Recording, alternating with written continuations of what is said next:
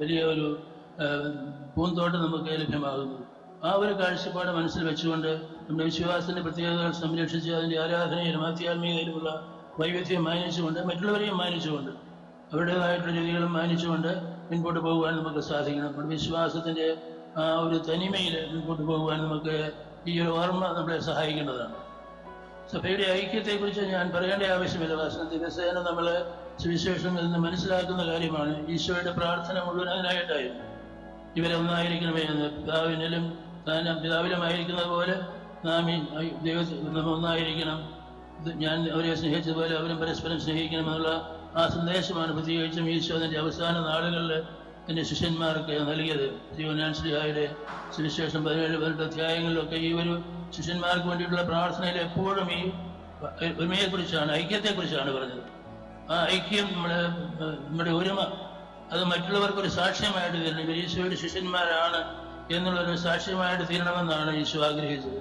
അപ്പം അതനുസരിച്ചുള്ള ഐക്യവും പരസ്പരമുള്ള ബഹുമാനവും ആദരവും സംരക്ഷിക്കുവാനായിട്ട് പ്രത്യേകമായ ശ്രദ്ധ ഈ കാലഘട്ടത്തിൽ, വളരെയധികം വിഭാഗീയതകളും വിദ്വേഷങ്ങളും എല്ലാം വളർന്നു വരുന്ന ഈ കാലഘട്ടത്തിൽ ഈ ഒരുമ സൂക്ഷിക്കുവാനായിട്ട് നമ്മൾ വളരെയധികം ശ്രദ്ധാലുക്കളായിരിക്കേണ്ടതാണ്. നമുക്കറിയാവുന്ന ഇന്ന് എല്ലാ ഇടങ്ങളിലും വിഭാഗീയത വളർന്നു വരികയാണ്. കുടുംബങ്ങളിൽ, ഒരു ദേശത്ത്, സഭയിൽ എല്ലാം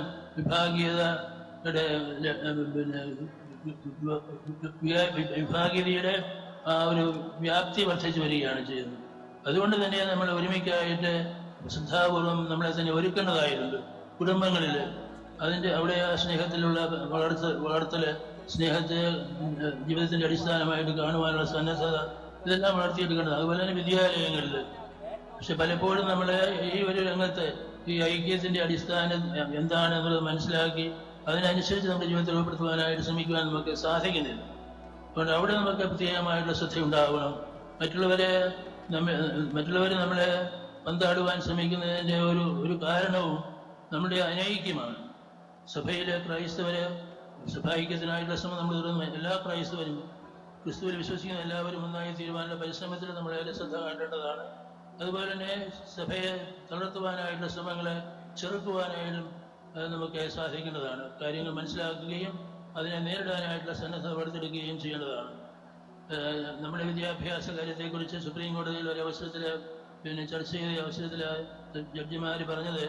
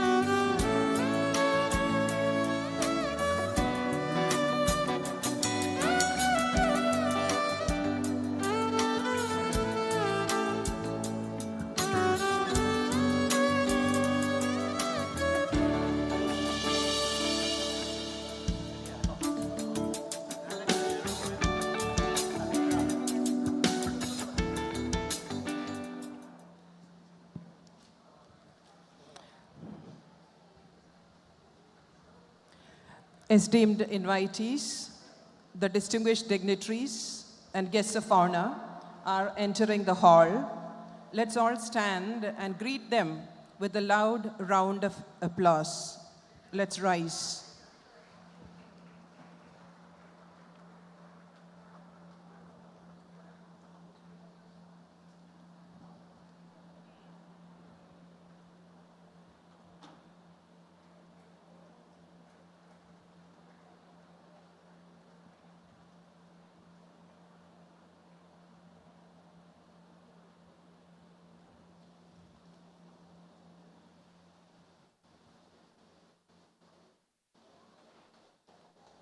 Let's greet the dignitaries with a loud round of applause to show our affection and gratitude for the trouble they're all taking for us.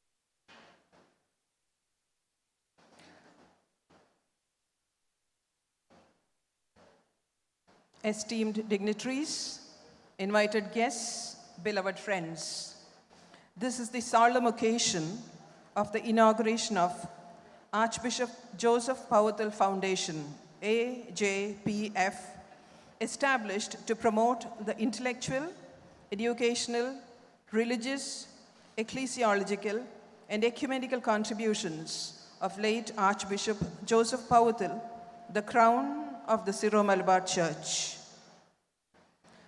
Let's begin by invoking the blessings of the Almighty. I invite the students of St. Thomas Nursing College, Chettipura for the prayer. Let's stand.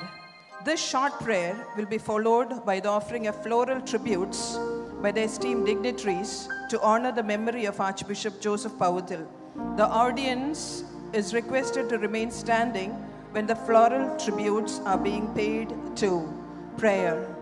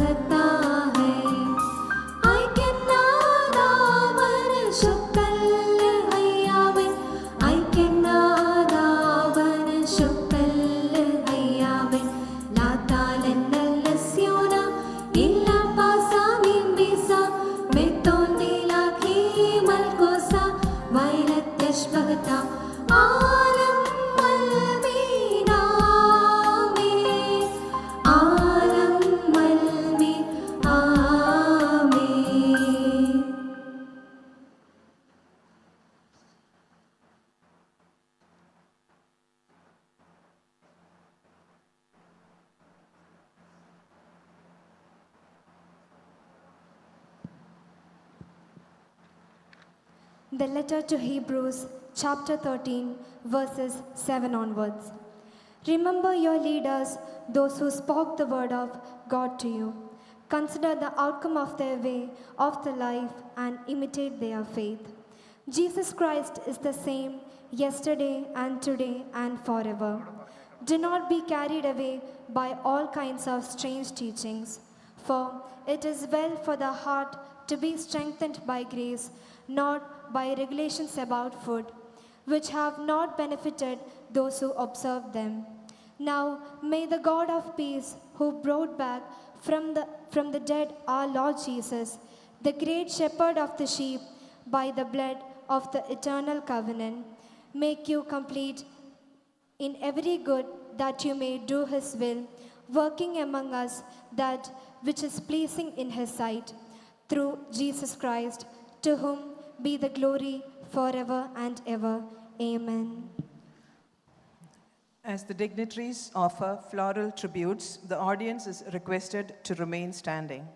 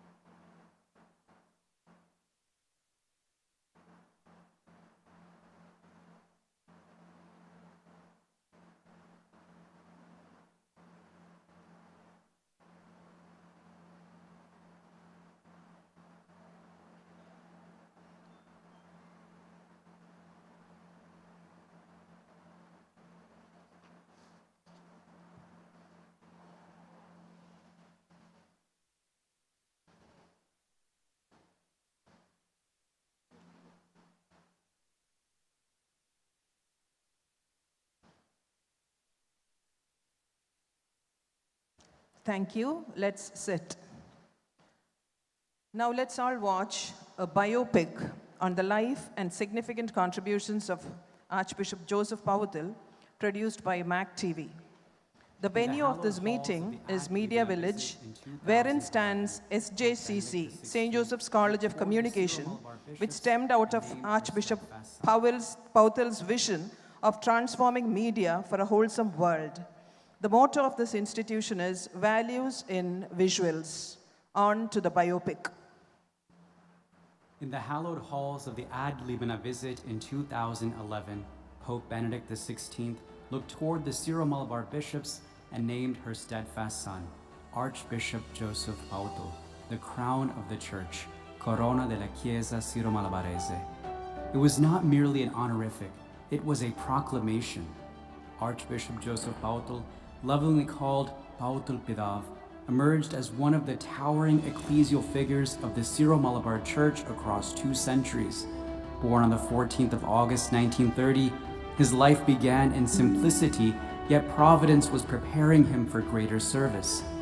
Formed at St. Berchmans College and Loyola College, he distinguished himself as a brilliant scholar and later as a respected lecturer at SB College. His intellectual pursuit carried him to the University of Oxford, where he specialized in development economics, opening before him a future of academic prestige and professional promise. Yet, at the height of worldly opportunity, he heard a deeper summons. Choosing the priesthood over personal ambition, he set his life upon the true horizon of service to Christ and his church. When he was appointed Auxiliary Bishop of Changanacherry in 1972, later becoming the first Bishop of Changanacherry in 1977, and Metropolitan Archbishop of Changanacherry in 1985, his episcopal ministry unfolded in the turbulent wake of the Second Vatican Council. It was a time of transition, experimentation, and tension. For him, Vatican II demanded neither dilution nor reaction, but fidelity rooted in ecclesial responsibility. He lived and led by a simple and profound conviction. The Church belongs not to any individual, but to Christ. Earnestly called the sleepless watchman, he embodied vigilance in its fullest evangelical sense. The episcopal sash in his life signified readiness, sacrifice, and the courage to endure white martyrdom in defense of faith and tradition. He stood resolute in safeguarding the liturgical heritage and oriental identity of the Syro-Malabar Church amid pressures of Latinization and internal discord. His firmness was never obstinacy. It was theological clarity, shaped by conscience and love. A visionary with rare foresight, he anticipated the challenges of globalization, secularization, and identity crisis. Affectionately known as the Bishop of Seminarians, he personally accompanied priests, religious, and laity with paternal care. Rooted deeply in theology, he refused to let it remain confined to books or lecture halls. For him, doctrine demanded embodiment. His disciplined intellect and uncompromising call for informed, accountable leadership transformed principles into action. Institutions were strengthened, leaders were formed, and lasting structures were built. Anchored in communion ecclesiology and aflame with social responsibility, his vision took flesh in history. He founded centers of communication and lay formation such as Martama Vidya Niketan, established the Interreligious Fellowship Foundation as a bridge of dialogue, and stood at national and international forums as a voice of clarity and conviction. He also founded Bet Toma Deira in Palamatum, the first women's monastery of the Syro-Malabar Church dedicated to preserving the St. Thomas Christian identity. His ecumenical commitment found concrete expression in the establishment of the Nilikil Ecumenical Trust in 1984, a rare interdenominational witness to Christian unity on the apostolic soil of St. Thomas. As founder and long-serving chairman of the Interchurch Council of Education, he defended the constitutional rights of minority institutions. Later, as the president of the Catholic Bishops' Conference of India, he upheld with juridical clarity the sui juris identity and missionary rights of the Oriental churches. Criticism and misunderstandings never deflected him from his post as guardian of doctrine and tradition. At his funeral, Mar George Alenjeri fittingly called him the Moses of the Syro-Malabar Church, a prophetic guide through seasons of trial and renewal. Powathil പിതാവിനെയും സഭയുടെ മൂശ എന്ന് വിശേഷിപ്പിക്കാവുന്നതാണ്. They called him the Powathil, the shimmering gem of the Orient, a title that captured the brilliance of a man destined to pull an ancient heritage from the shadows. When the Powathil Vidyapeetham bestowed upon him his doctorate, it was not merely an academic gesture, but a coronation of a visionary who refused to let his people's history fade into obscurity. With the fire of a reformer and the heart of a shepherd, he ignited a revolution of identity, restoring the consciousness of a church that had nearly forgotten its soul. He moved through the halls of tradition like a force of nature, single-handedly breathing new life into the catechetical, priestly, and religious formation of his era. By returning the faith to its authentic Oriental roots, he did more than just educate. He resurrected a legacy, ensuring that the ancient light of the East would burn brighter and purer for generations to come.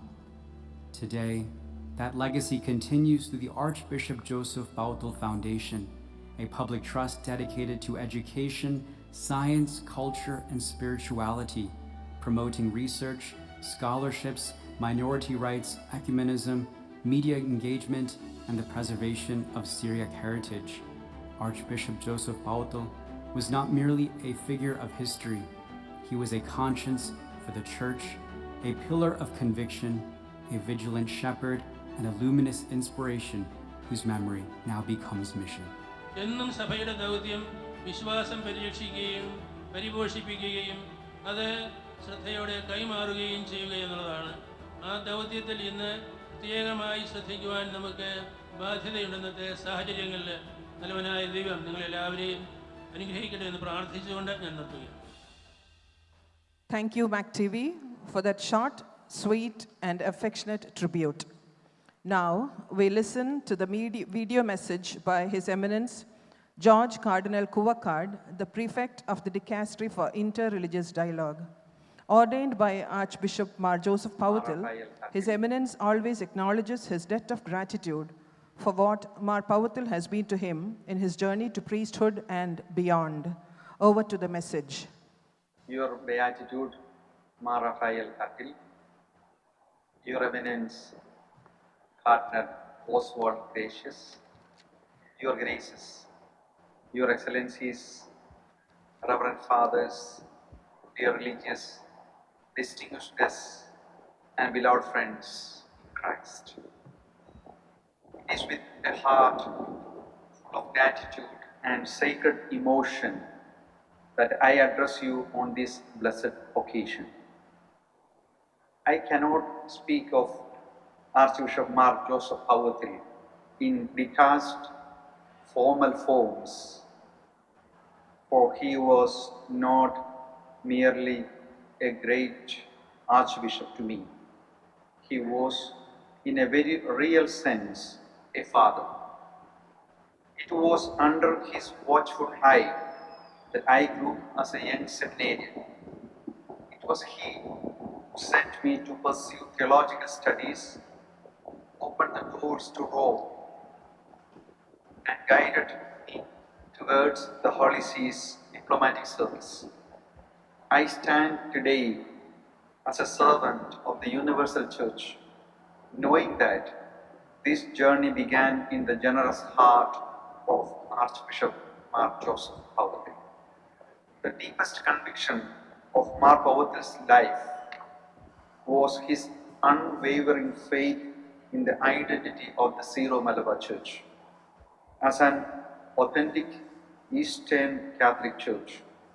He did not merely read the words of Orientalium Ecclesiarum. He lived them, breathed them, and fought for them. He understood that the liturgy is not a human invention, but that which we have received from the Lord, the Actio Dei, before it is ever an action of ours. Lex orandi, lex credendi, lex vivendi. His pivotal role in the Catholic Bishops' Conference of India in securing for the Syro-Malabar Church her rightful share in the mission of evangelization is a chapter of history that deserves to be remembered with gratitude. I am sure that His Eminence Cardinal Oswald Gracious knows that very well. But Mar Powathil's vision did not remain enclosed within the sanctuary. He was a tireless champion of the constitutional rights of minorities in education, insisting that these rights are guaranteed by the supreme law of the country, and that where rights are at stake, silence is not humility, it is abdication. Above all, he was a defender of the most vulnerable, Dalit Christians, the mentally and physically challenged, the voiceless. Archbishop Powathil did not merely speak for them. He built schools, care homes, and centers of rehabilitation, monuments not of bricks and mortar, but of a faith that refused to be merely theoretical. As you did it to one of the least of these, my brother, you did it to me. From the altar to the Constitution, from the Constitution to the margins of society, there runs a single golden thread to Mar Powathil's life: the primacy of God and the dignity of His children. His same thread led him towards the unity of all bear the name of Christ.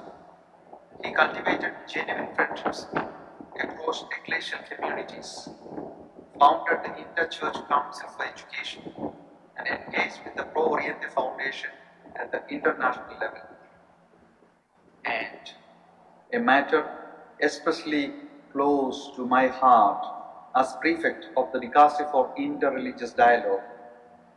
He reached no less generously across the boundaries between religions themselves, building true friendships with men and women of all faiths, convinced that the encounter with the other is never a threat but always an invitation. In launching this foundation, you are not merely honoring the memory of a great churchman, you are taking up his unfinished work. The identity of our church must continue to be affirmed. The constitutional rights of minorities must continue to be defended. The service of the marginalized must be pursued with compassion. Christian unity must be advanced with sincerity, and interreligious harmony must be nurtured with love and conviction. To the founders, organizers, and benefactors of the Archbishop Joseph Powathil Foundation, I extend my heartfelt congratulations and sincere prayers. May this foundation be a beacon of Catholic identity, a sentinel of constitutional rights, a refuge for the last, the least, and the lost, and a bridge of fraternity among all the communities and faiths of our beloved India. May the Lord, who is the same yesterday, today, and forever, bless this noble endeavor abundantly. May the intercession of the Blessed Virgin Mary and of Saint Thomas the Apostle accompany the foundation in all its undertakings. God bless you all. Thank you. Thank you, Your Eminence. It's time to begin the formal proceedings of this meeting. I invite Professor Dr. Cyriac Thomas, the first chairman of AJPF, to welcome this august assembly. Dr. Cyriac Thomas, the former Vice Chancellor of Mahatma Gandhi University, is a distinguished and honored presence in the educational and socio-cultural realms of the state. Professor Cyriac Thomas collaborated with Archbishop Mar Joseph Powathil in founding the Inter-Religious Fellowship Foundation in 1994. I invite you, sir, for the welcome address.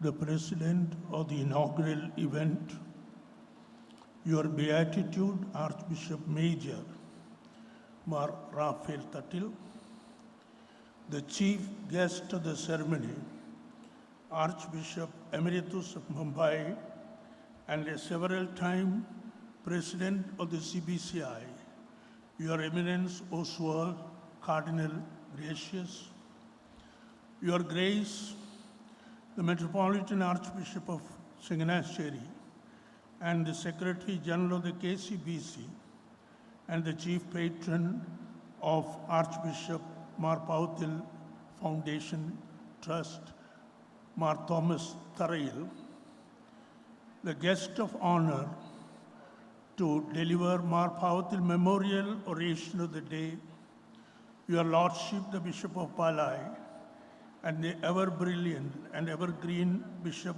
Orator of Kerala, and the pride of Palai, Your Lordship Mar Joseph Kalaringal, Your Grace, Archbishop Emeritus Mar Joseph Perinthotam, Your Excellency the Nuncio Emeritus Mar George Kocheri, Your Grace, Archbishop Emeritus Mar George Valiamatam, the first trustee of the foundation of Mar Powathil, Bishop Auxiliary of Shamshadbad, Your Lordship Mar Thomas Padiath, respected guest speakers of the day to felicitate the newly founded Mar Powathil Trust, former Vice Chancellor Dr. John C. James, and former Principal, and a former Secretary of the Religious Fellowship Foundation formed by Mar Powathil in 1998, Dr. T.V. Murali Vallabhan, other office bearers of the Trust, Vicar General Monsignor Anthony Ethekar, Reverend Dr. Philip Nelpura Parambil, Professor Dr. P.J. Thomas, Father James Kunnath, Advocate Sri Abraham Parambil, distinguished invitees present, including Honorable Chief Justice Retired of Kerala, Justice Anthony Dominic, revered Vicar Generals and revered Provincials, Your Reverences, Fathers and Sisters, respected leaders of the public, friends and fans of Archbishop Powathil of blessed memory, and welcome to one and all present here, a very warm, very respectful, and a very affectionate and a very hearty welcome. Today happens to all of us a very memorable day, and today's event of the inauguration of Archbishop Mar Joseph Powathil Foundation Trust, an event remarkable, unique, especially since this meeting is being held in the beautiful hall of the Changanacherry Media Village, a finely tuned institution which itself happened as a brainchild of our beloved Archbishop Mar Powathil of blessed memory. For 50 years and more, Mar Powathil remained a household name in Kerala, not only among the Catholics, but also in the public and social domains. Mar Powathil was indeed more than a name. In our contemporary times, he remained an event by himself, an institution par excellence, a social presence significant and solid, besides being deeply spiritual, inimitably patriotic, nationalistic, and exemplarily secular in the true spirit of our Constitution. In his heart of hearts, Mar Powathil kept the Constitution as holy and sacred next to the very holy scripture, which he considered as his life's light and guide. Mar Powathil lived himself a man holy, not 100% but 200%. He always stood his ground on his convictions, whether in matters of liturgy or on public issues of importance, but priority he always had given for his deeply committed causes related to education, ecumenism, religious fellowship, interchurch dialogues, and so on. But in all matters associated with, Mar Powathil remained steadfastly serious and totally dedicated. He did never involve himself in any matter half-hearted. That was the Powathil style, and that was the Powathil brand. To cut short, I dare say, on my own experience of association with him for nearly half a century and more, that Mar Powathil was no doubt a spiritual lord of the first order, inimitably pious, deeply scholarly, yet humble in heart, apparently serious, but with a controlled smile. He enjoyed subtle humor, but never crossing the limits or frontiers of episcopal elegance or dignity. Mar Powathil was a born and a staunch anti-Marxist and left, to use a mild term. He was so till his end. Yet he liked, in his heart of hearts, leaders like Sri Nayanar belonging to that ideological shade. Sri Nayanar also cultivated friendship with three bishops of his times, Archbishop Mar Gregorius, Archbishop Mar Powathil, and Bishop Mar Joseph Pallikapparambil. It surprised everyone when Mar Powathil founded the Religious Fellowship Foundation with Changanacherry as its headquarters. He invited Sri Nayanar, the then Chief Minister, to inaugurate it, and Nayanar agreed to come all the way to Kottayam to honor Mar Powathil just on a phone call. Mar Powathil was irresistible as a thinker and as a writer and as a powerful speaker, both in English and in Malayalam. Mar Powathil celebrated his life for full 90 years and more as a person with a unique courage of conviction, also accompanying with an impressively blunt and forthright honesty.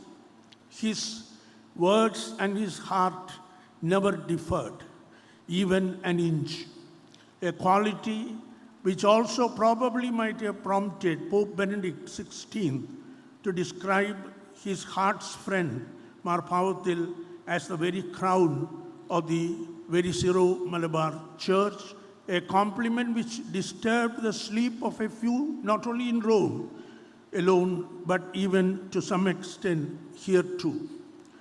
The time frame compels me to restrain myself. My assigned duty is to welcome the dignitaries as on the dais and the friends and well-wishers in the august audience. ആമുഖം ഞാൻ ഇംഗ്ലീഷിൽ പറഞ്ഞത് Oswald പിതാവിനെ ഓർത്ത് പൗവത്തിൽ പിതാവ് ക്ഷമിക്കും എന്ന് ഞാൻ വിചാരിക്കുന്നു. പക്ഷേ സ്വാഗതം കൂടി ഇംഗ്ലീഷിൽ പറഞ്ഞാൽ പിതാവ് മുകളിലിരുന്ന് ചിരിക്കും എന്ന് എനിക്ക് ഉറപ്പാണ്. അതുകൊണ്ട് ബാക്കി മലയാളത്തിലാക്കാൻ അഭിവന്യ തട്ടിൽ പിതാവിനെ അനുവദിക്കും എന്ന് ഞാൻ വിചാരിക്കുന്നു. തട്ടിൽ പിതാവിൽ തന്നെ തുടങ്ങുക നമുക്ക്. തട്ടിൽ പിതാവ് നമ്മുടെ സഭയുടെ ആദരണീയനായ മേലധ്യക്ഷനാണ്. പിതാവ് നമുക്കറിയാവുന്നതുപോലെ താഴെ തട്ടിൽ നിന്ന് വൈദിക ശുശ്രൂഷ ആരംഭിച്ച് ഇപ്പോൾ സഭയുടെ പരമോന്നത പദവിയിൽ എത്തിച്ചേർന്ന ആളാണ്. ഒന്നാന്തരം ധ്യാനഗുരു എന്നുള്ള നിലയിൽ, അതിനേക്കാൾ ഭംഗിയായി ജനഹൃദയങ്ങളെ സ്പർശിക്കുന്ന ഒന്നാന്തരം പ്രഭാഷകൻ എന്നുള്ള നിലയിലും തട്ടിൽ പിതാവ് ജനഹൃദയങ്ങളിൽ സ്ഥാനമുറപ്പിച്ച ശേഷമാണ് സിനഡിൻ്റെ വോട്ടിൻ ബലത്തിന്മേൽ സഭയുടെ പിതാവായി തിരഞ്ഞെടുക്കപ്പെട്ടത്. തട്ടിൽ പിതാവിനെ ഏറ്റവും സ്നേഹ ബഹുമാനങ്ങളോടെ ഇന്നത്തെ ഈ അധ്യക്ഷ വേദിയിൽ അധ്യക്ഷനായിട്ടിരിക്കുന്നതിന് ക്ഷണിക്കട്ടെ.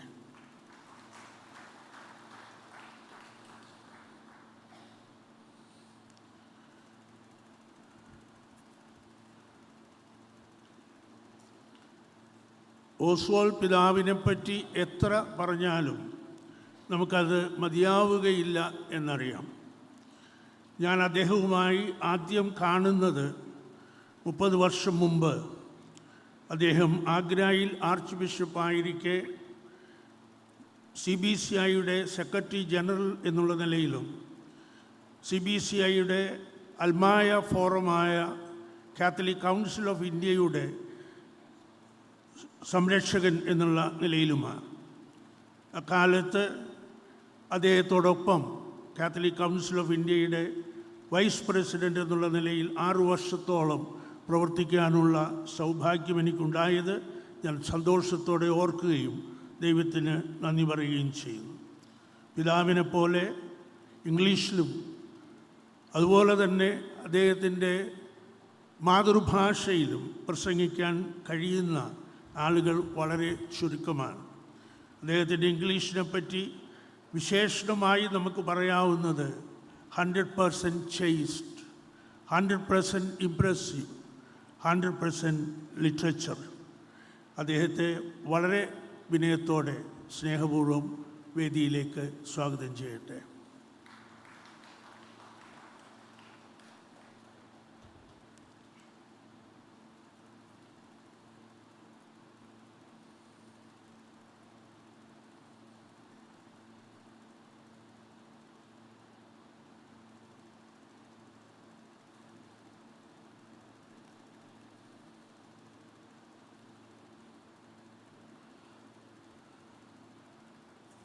Archbishop Powathil Foundation ആദ്യത്തെ മാർ പവത്തിൽ പ്രഭാഷണം നിർവഹിക്കുന്നത് അഭിവന്യ കല്ലറങ്ങാട്ട് പിതാവാണ്. കല്ലറങ്ങാട്ട് പിതാവിനെ പറ്റി, അദ്ദേഹത്തിൻ്റെ പ്രഭാഷണത്തെപ്പറ്റി, അദ്ദേഹത്തിൻ്റെ ശൈലികളെപ്പറ്റി, അദ്ദേഹത്തിൻ്റെ ആശയ ഗാംഭീര്യത്തെപ്പറ്റി ഒന്നും ഞാൻ ഈ സദസ്സിൽ വിശദീകരിക്കേണ്ട ആവശ്യമില്ലല്ലോ. അഭിവന്യ പിതാവ്, കല്ലറങ്ങാട്ട് പിതാവ് പവത്തിൽ പിതാവിൻ്റെ ഏറ്റവും വിശ്വസ്തനായ ശിഷ്യനായിരുന്നു, ആരാധകനായിരുന്നു എന്നുള്ളത് അറിയുവാനുള്ള ഭാഗ്യം ഞങ്ങൾക്കുമുണ്ടായിട്ടുണ്ട്.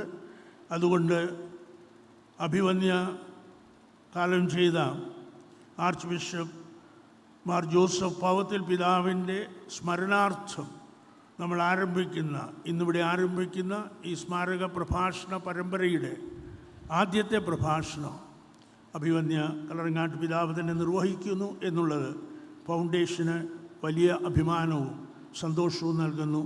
അഭിവന്യ മാർ ജോസഫ് കല്ലറങ്ങാട്ട് പിതാവിനെ ഏറ്റവും സ്നേഹാദരപൂർവ്വം വേദിയിലേക്ക് സ്വാഗതം ചെയ്യട്ടെ.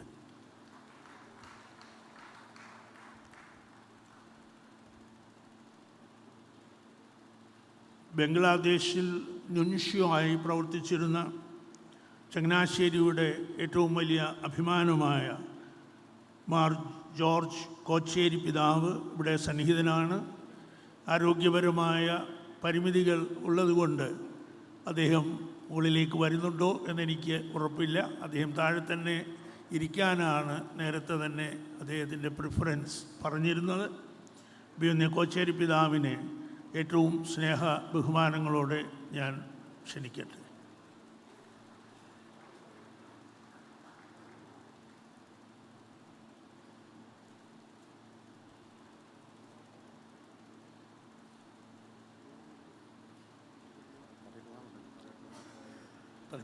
പറയുന്നുണ്ട്.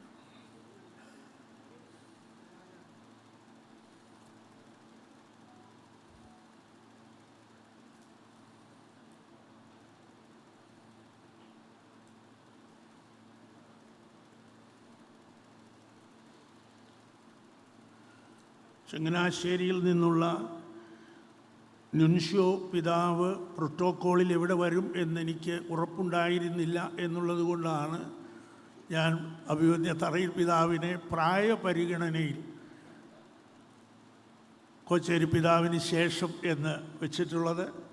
അഭിവന്യ തറയിൽ പിതാവിൻ്റെ പ്രത്യേക താല്പര്യത്തിലാണ് നാം ഇവിടെ പാലായിലും ചങ്ങനാശ്ശേരിയിലും കാഞ്ഞിരപ്പള്ളിയിലും ഒക്കെ ഉൾപ്പെട്ട ആളുകളെ ചേർത്തിട്ട് archbishop Mar Powathil foundation trust രൂപീകരിച്ചത്. തറയിൽ പിതാവും നിങ്ങൾക്കെല്ലാവർക്കും അറിയാവുന്നതുപോലെ പവത്തിൽ പിതാവിൻ്റെ ഏറ്റവും ആത്മാർത്ഥതയുള്ള ഒരു ആരാധകനാണ് എന്നുള്ളത് നമുക്കറിയാം. പിതാവ് നമ്മളെ സംബന്ധിച്ചിടത്തോളം ഇപ്പോൾ കേരളത്തിൻ്റെ സോഷ്യൽ എഞ്ചിനീയറിംഗ് എന്നുള്ള വാക്കുപയോഗിച്ചാൽ അതിൻ്റെ നടുനായകമായി ഉയർന്നു വന്നുകൊണ്ടിരിക്കുന്ന നമ്മുടെ സഭയുടെ മുഖമാണ്, സ്വരമാണ് എന്ന് ഞാൻ വിശ്വസിക്കുന്നു. അഭിവന്യ തറയിൽ പിതാവിനെ ഏറ്റവും സ്നേഹത്തോടെ വേദിയിലേക്ക് ക്ഷണിക്കുന്നു. അഭിവന്യ പെരുന്തോട്ടം പിതാവും അഭിവന്യ വലിയമറ്റം പിതാവും ഇവിടെ സന്നിഹിതരാണ്. രണ്ടുപേർക്കും അഭിവന്യ പവത്തിൽ പിതാവിനോടുണ്ടായിരുന്ന ഏറ്റവും ഗാഢമായ സൗഹൃദവും വിശ്വസ്തതയും നമുക്കറിയാവുന്നതാണ്. പല പരിമിതികളുണ്ടായിട്ടും വലിയമറ്റം പിതാവ് തലശ്ശേരിയിൽ നിന്ന് രാത്രി മുഴുവൻ സഞ്ചരിച്ച്, കാറിൽ സഞ്ചരിച്ച് ഇന്ന് ഇവിടെ എത്തിച്ചേർന്നു എന്നുള്ളതിലുള്ള സന്തോഷത്തെ അറിയിക്കുന്നു. അതുപോലെ തന്നെ അഭിവന്യ പെരുന്തോട്ടം പിതാവ് നമ്മുടെ പവത്തിൽ പിതാവിൻ്റെ ഏറ്റവും സഹായ മെത്രാൻ എന്നുള്ള നിലയിൽ തുടങ്ങി പിൻഗാമിയായി അദ്ദേഹം ഇപ്പോൾ ആർച്ച് ബിഷപ്പ് എമരിത്തൂസായിട്ട് നമ്മളോടൊപ്പം എല്ലാ കാര്യങ്ങളിലും സഹായമായും സഹകരിച്ചും അനുഗ്രഹമായും നമ്മോടുകൂടിയുണ്ട്. അഭിവന്യ വലിയമറ്റം പിതാവിനെയും അഭിവന്യ പെരുന്തോട്ടം പിതാവിനെയും ഏറ്റവും സ്നേഹപൂർവ്വം ഞാൻ സ്വാഗതം ചെയ്യട്ടെ.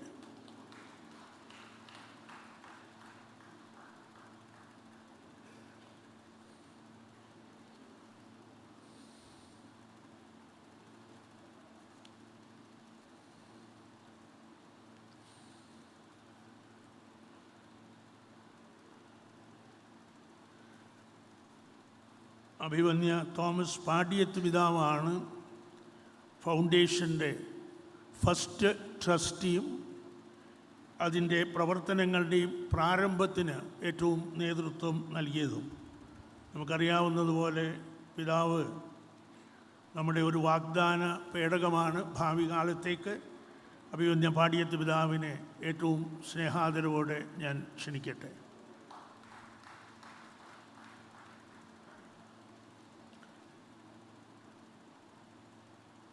മോൺസിഞ്ഞോർ ആൻ്റണി ഏത്തക്കാട്ട് അച്ഛൻ ഈ ട്രസ്റ്റിൻ്റെ ആരംഭം മുതൽ എല്ലാ കാര്യങ്ങളിലും വിശദാംശങ്ങളിൽ ശ്രദ്ധിച്ച് ഞങ്ങളോടൊപ്പം ഉണ്ടായിരുന്നു എന്നുള്ളത് നന്ദിപൂർവ്വം ഓർമ്മിച്ച് ഞാൻ മോൺസിഞ്ഞോർ ആൻ്റണി ഏത്തക്കാട്ട് അച്ഛനെയും സ്വാഗതം ചെയ്യട്ടെ.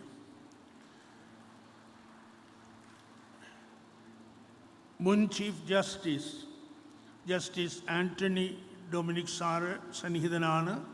തീർച്ചയായിട്ടും അത് പൗവത്തിൽ പിതാവിനോടുള്ള സ്മരണയ്ക്ക് അദ്ദേഹം നൽകുന്ന ഏറ്റവും വലിയ ആദരവാണ് എന്ന് ഞാൻ വിശ്വസിക്കുന്നു. അദ്ദേഹവും ഇന്ന് സന്നിഹിതനാണ് എന്നുള്ളതിൽ സന്തോഷത്തോടെ അദ്ദേഹത്തെ സ്വാഗതം ചെയ്യുകയും ചെയ്യും. ഡോക്ടർ ജാൻസി ജെയിംസ് മുൻ വൈസ് ചാൻസലറാണ്. ഇന്ന് ഈ സമ്മേളനത്തിൽ ആശംസകൾ അർപ്പിച്ചുകൊണ്ട് ഡോക്ടർ ജാൻസിയും സംസാരിക്കുന്നു. അതുപോലെ തന്നെ അഭിവന്യ പൗവത്തിൽ പിതാവിൻ്റെ തന്നെ ചോയ്സ് ആയിരുന്ന ഡോക്ടർ മുരളി വല്ലഭൻ, പിതാവ് റിലീജിയസ് ഫെലോഷിപ്പ് ഫൗണ്ടേഷൻ ആരംഭിക്കുമ്പോൾ അന്ന് വാഴൂർ NSS കോളേജ് അധ്യാപകനായിരിക്കെ ഡോക്ടർ മുരളിയെയാണ് അദ്ദേഹം അതിൻ്റെ സെക്രട്ടറിയായി നിശ്ചയിച്ചത്. ഡോക്ടർ മുരളി വല്ലഭനും ഇവിടെയുണ്ട്. രണ്ടുപേരെയും ഏറ്റവും സ്നേഹപൂർവ്വം സ്വാഗതം ചെയ്യട്ടെ.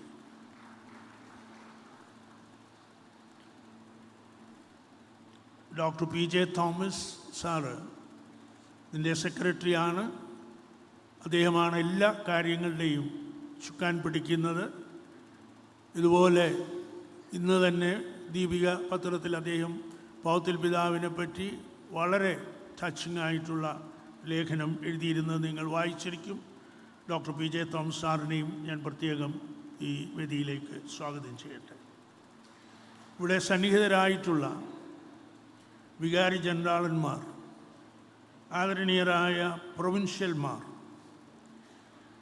സിസ്റ്റർ പ്രൊവിൻഷ്യൽസ് എസ്പെഷ്യലി, വൈദിക ശ്രേഷ്ഠർ, ബഹുമാനപ്പെട്ട സിസ്റ്റേഴ്സ്, ജനനേതാക്കൾ, പൗരപ്രമുഖർ, മറ്റ് സഹോദരന്മാർ എല്ലാവരെയും ഒറ്റ വാക്കിൽ ഹൃദ്യവും സ്നേഹനിർഭരവുമായ സ്വാഗതം ആശംസിച്ചുകൊണ്ട് ഞാനും അവസാനിപ്പിക്കട്ടെ.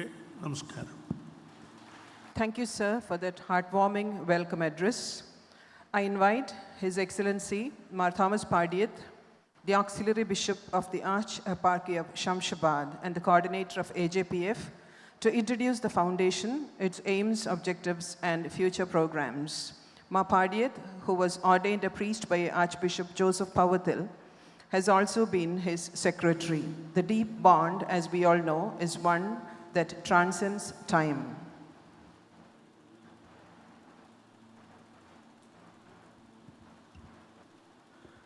Your Beatitude, Major Archbishop Mar Raphael Tattil Pidave, Your Eminence, Cardinal Oswald Gracious,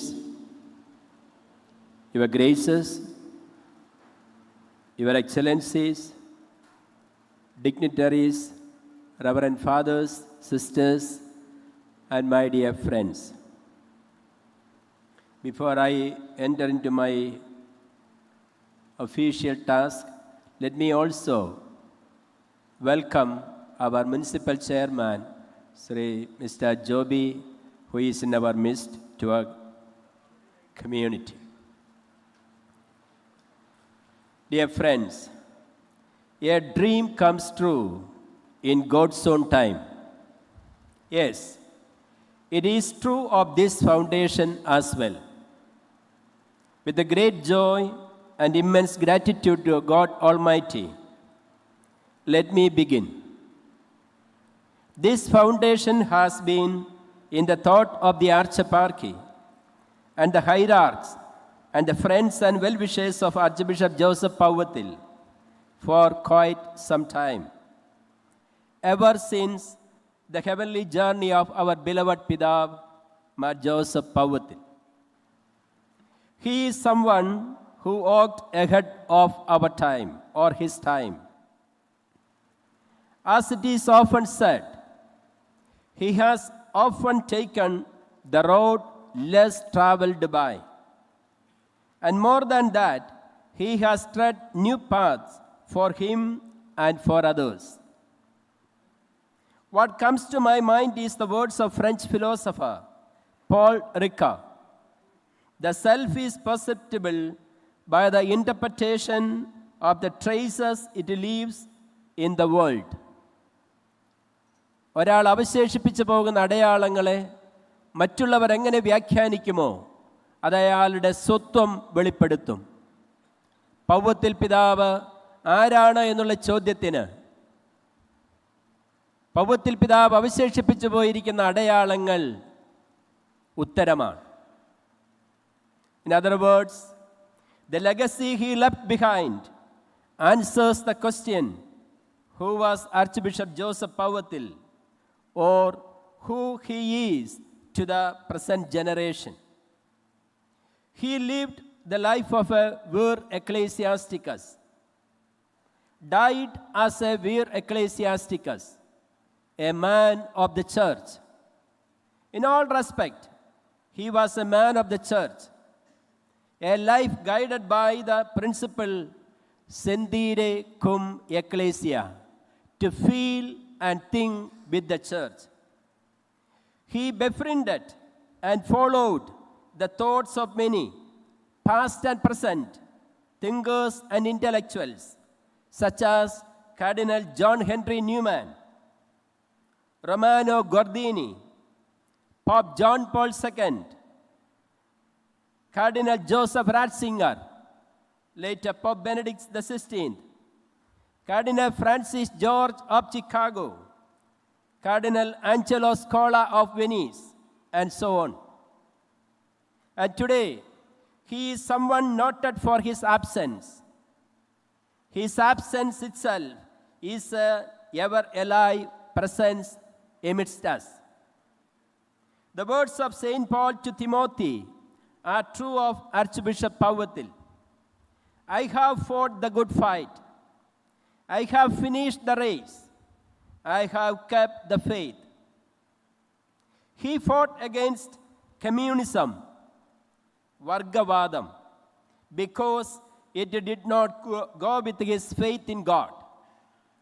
He fought against communalism, Vargiyavadam, because it was against the secular nature of our constitution. He stood for interreligious dialogue because that is the beauty of our nation. He fought for the educational and minority rights because it was ensured by the Indian Constitution. He fought for the rights of the migrant Syro-Malabar faithful because it was assured by the Second Vatican Council. And he fought for the apostolic patrimony and identity of the Syro-Malabar Church because it was mitigated and lost in the historical vicissitude of our Indian Church. He championed ecumenism and communion of churches because the Second Vatican Council set them as its goal. Why did he fight for the legitimate rights? One could get the answer from his coat of arms, in truth and charity.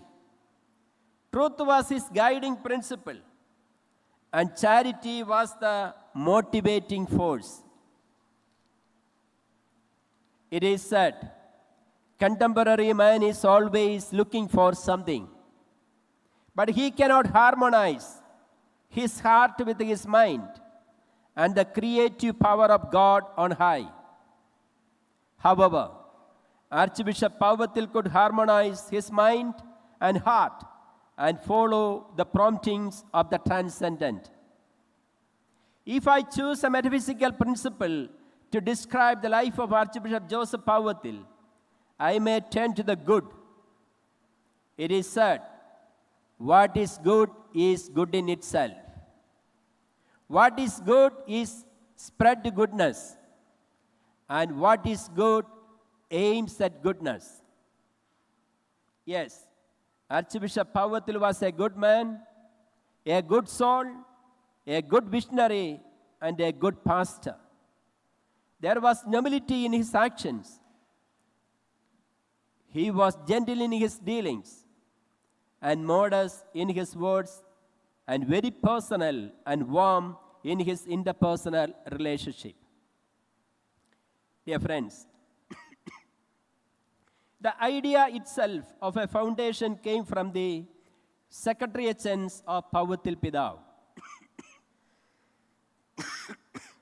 It was later discussed with the then Archbishop Mar Joseph Perinthotam and Auxiliary Bishop Mar Thomas Tarail. This initiative was placed before the consideration of the Curia, and the response was positive. The Curia on 12th February 2024 accepted the proposal and gave permission to establish the foundation. In a meeting held on August 17, 2025, presided over by Archbishop Thomas Tarail, the trust and the foundation were announced. It was also decided to have the inauguration of the foundation on 21st February 2026. The registration of the foundation as a public trust took place on 28 January 2026 with 15 members. There is also an advisory board of 7 members. A few objectives of the foundation. It is a matter of our understanding and our common knowledge through the media now. Nevertheless, a few I highlight. Promotion of research, studies, and publication on the works and thoughts of Archbishop Joseph Powathil through the assignments of grants. Organization of memorial lectures, conferences, seminars, symposia with a special focus on education, minority rights, ecumenism, and interreligious fellowship. Prizes to outstanding scholars for their publications on their systematic research in the areas of ecumenism, education, minority rights, and so on. Award for persons working in institutions for the differently abled people. Excellence Award for Dalit Catholics to foster their integration into the academic and professional mainstreams. These are some of the objectives and dreams to be realized by the cooperation of generous people. In other words, we need to collect a corpus fund for the functioning of the foundation. And I am happy to announce that our beloved George Cardinal Kuvakad has inaugurated the contribution to the foundation with a donation of 5 lakhs. And he has already addressed us through the video message. We are grateful to all the dignitaries and all of you for your availability, cooperation, and support today and coming days. To conclude, why this foundation at all? The answer is, we want to preserve and foster the valuable legacy of our Archbishop Joseph Powathil for the next generation.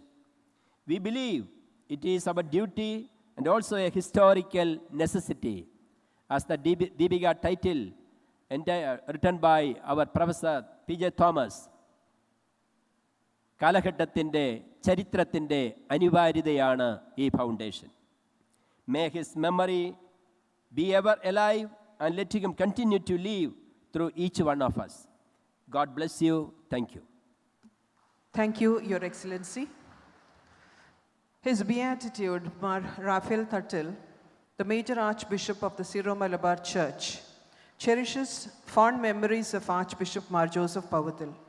The presence of the head and father of our church adds solemnity and grace to this momentous occasion.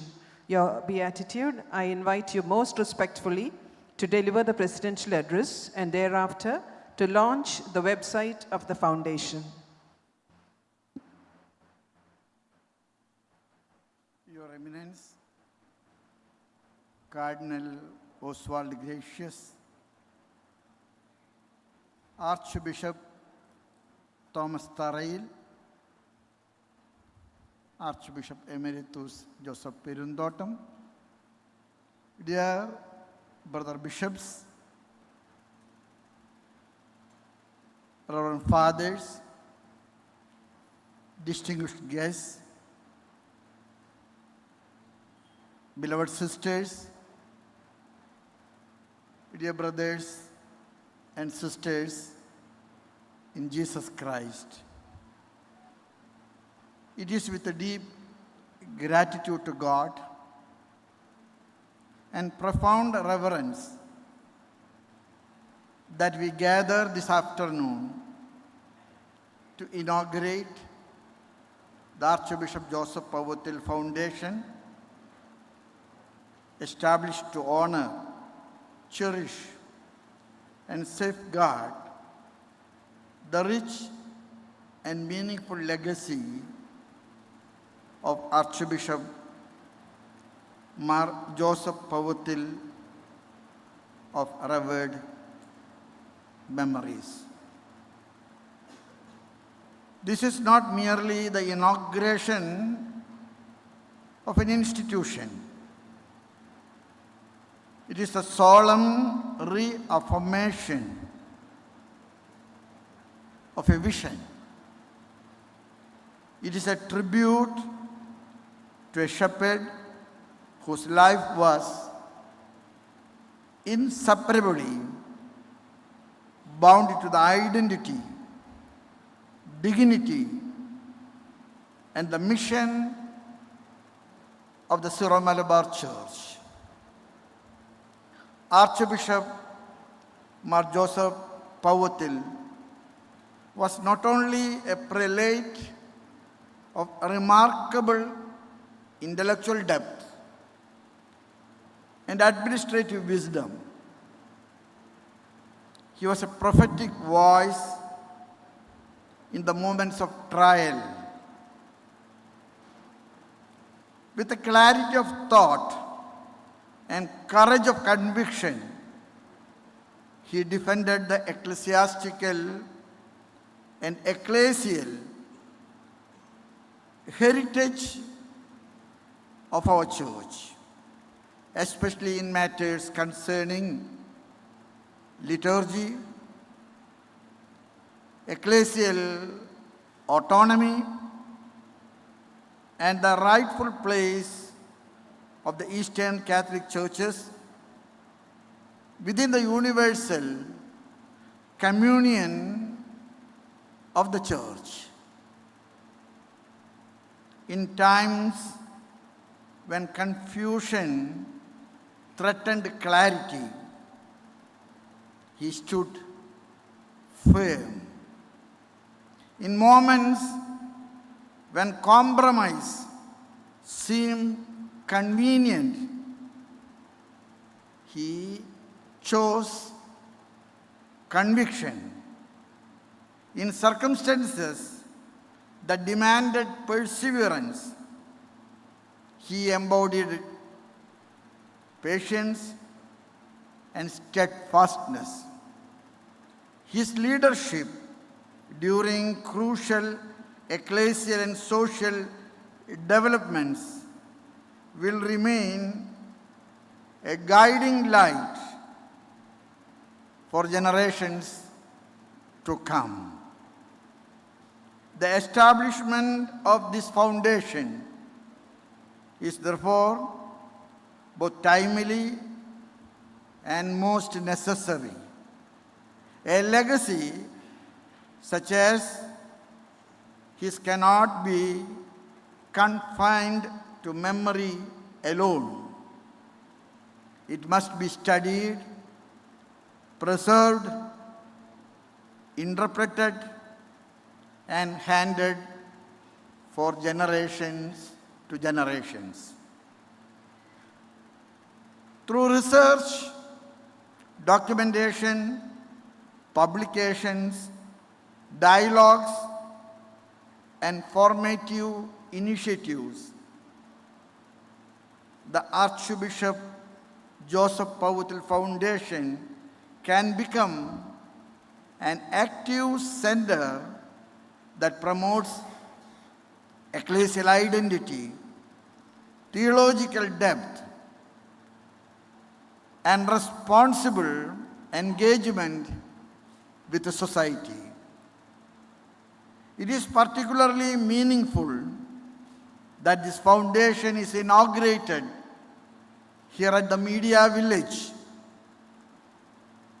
Archbishop Joseph Powathil understood the power of communication long before it became a dominant force in shaping public consciousness. He recognized that the truth must be articulated with clarity and disseminated with integrity. Today's world, where narratives shape convictions and information shapes attitudes, institutions that promote responsible communication are very much essential for the integrity and development of our society. I gratefully acknowledge Mar Thomas Tharayil, the patron, Mar Thomas Padiyat, the coordinator, and other bishops of Changanacherry, and Dr. Suryak Thomas, the chairperson, and Dr. P.J. Thomas, secretary, and all who have labored to launch this noble and most needed initiative. I also extend my heartfelt appreciation to His Eminence Cardinal Oswald Gracious on behalf of our church for having taken the goodwill of coming over here and gracing this occasion by your valid and noble presence. His participation signifies the communion we share within the Catholic Church and honors the contribution of Archbishop Joseph Powathil not only to the Syro-Malabar Church but to the wider ecclesial and national context of our country. May the legacy of Archbishop Mar Joseph Powathil continue to illumine the path of our church and inspire us to remain faithful to Christ and to the heritage entrusted to our church. May God bless you all. Thank you. Thank you very much. Thank you, Your Beatitude. I request Your Beatitude to launch the website of the foundation and all the esteemed dignitaries to join the website launch.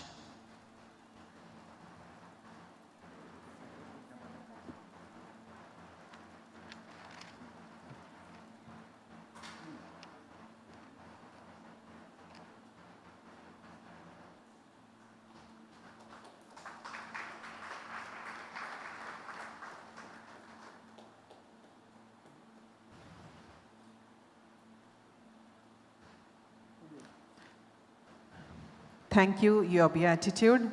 Now we light the ceremonial lamp, signaling the formal inauguration of the foundation. I invite His Eminence Cardinal Oswald Gracious, His Beatitude Mar Raphael Tuttle, and His Grace Mar Thomas Tharayil to light the 3 wicks in the lamp.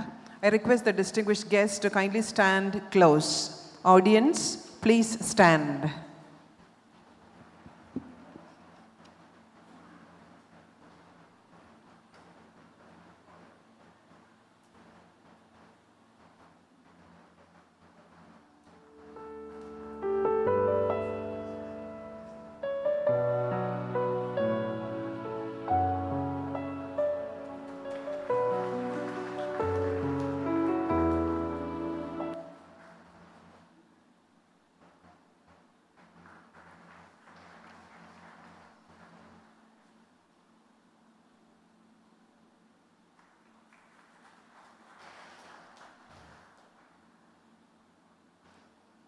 Thank you all. His Eminence, Cardinal Oswald Gracious, Emeritus Archbishop of Mumbai and longtime friend of Archbishop Mar Joseph Powathil, has been a member of the Council of Cardinals established by Pope Francis. His Eminence has served as the President of the CBCI and FABC and as member of different dicasteries and pontifical commissions at the Vatican.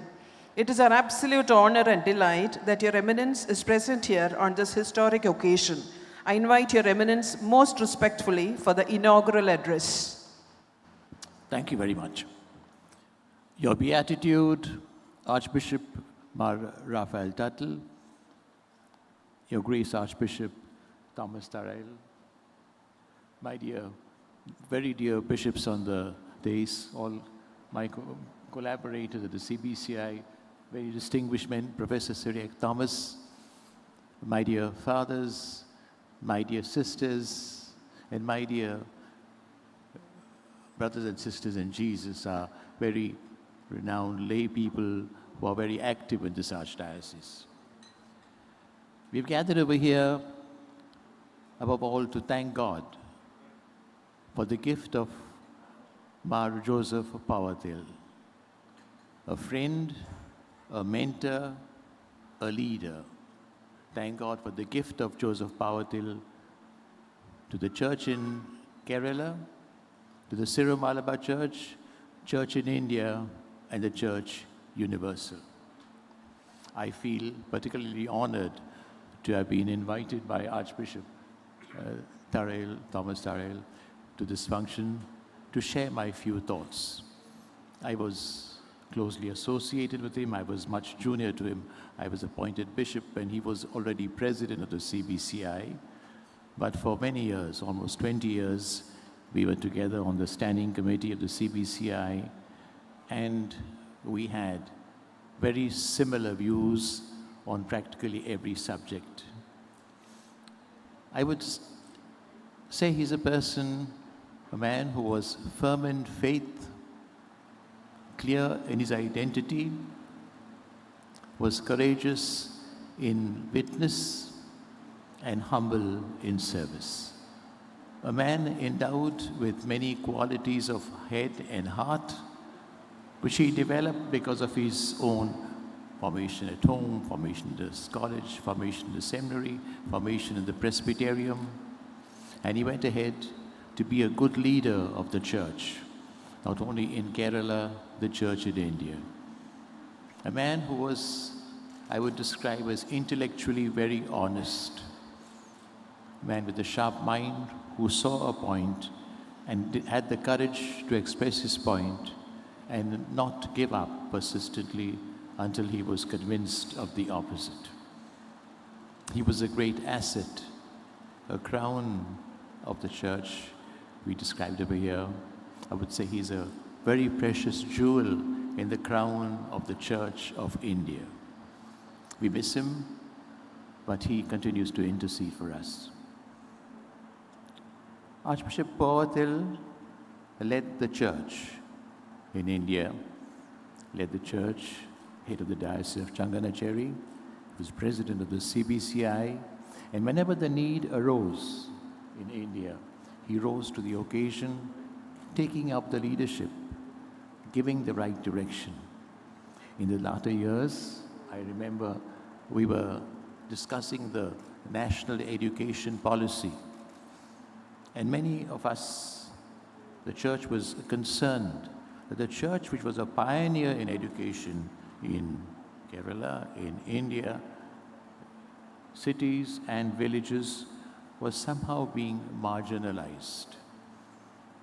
Archbishop Powathil took the leadership in the many committees at the Kerala Bishops' Conference and made sure that the church's voice was heard, not out of a sense of vindictiveness or anger, but in justice, and because he loved the country, a man who was very patriotic, a person who wanted the country to be the leading country, and a person who felt all of us are responsible for this.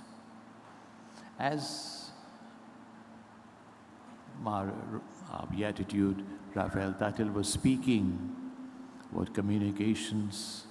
Cardinal Kovakat was speaking about his qualities. Professor Syriac Thomas speaking about the Constitution.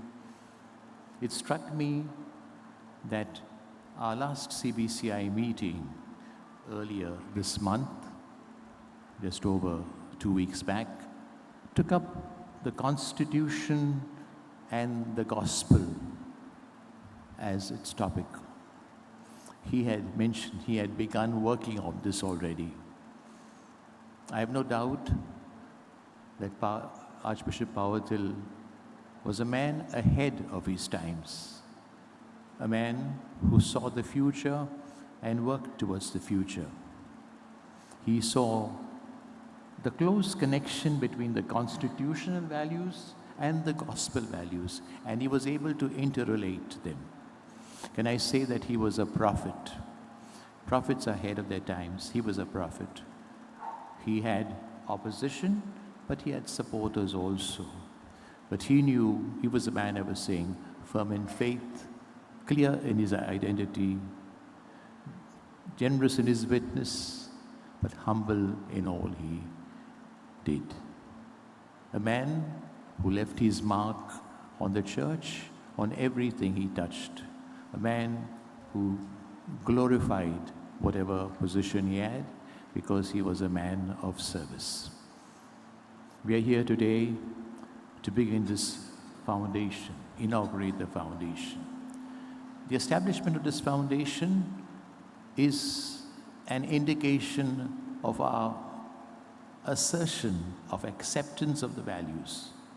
It's an indication of the church in Kerala and the church in India, once again affirming, confirming the vision of Powathil.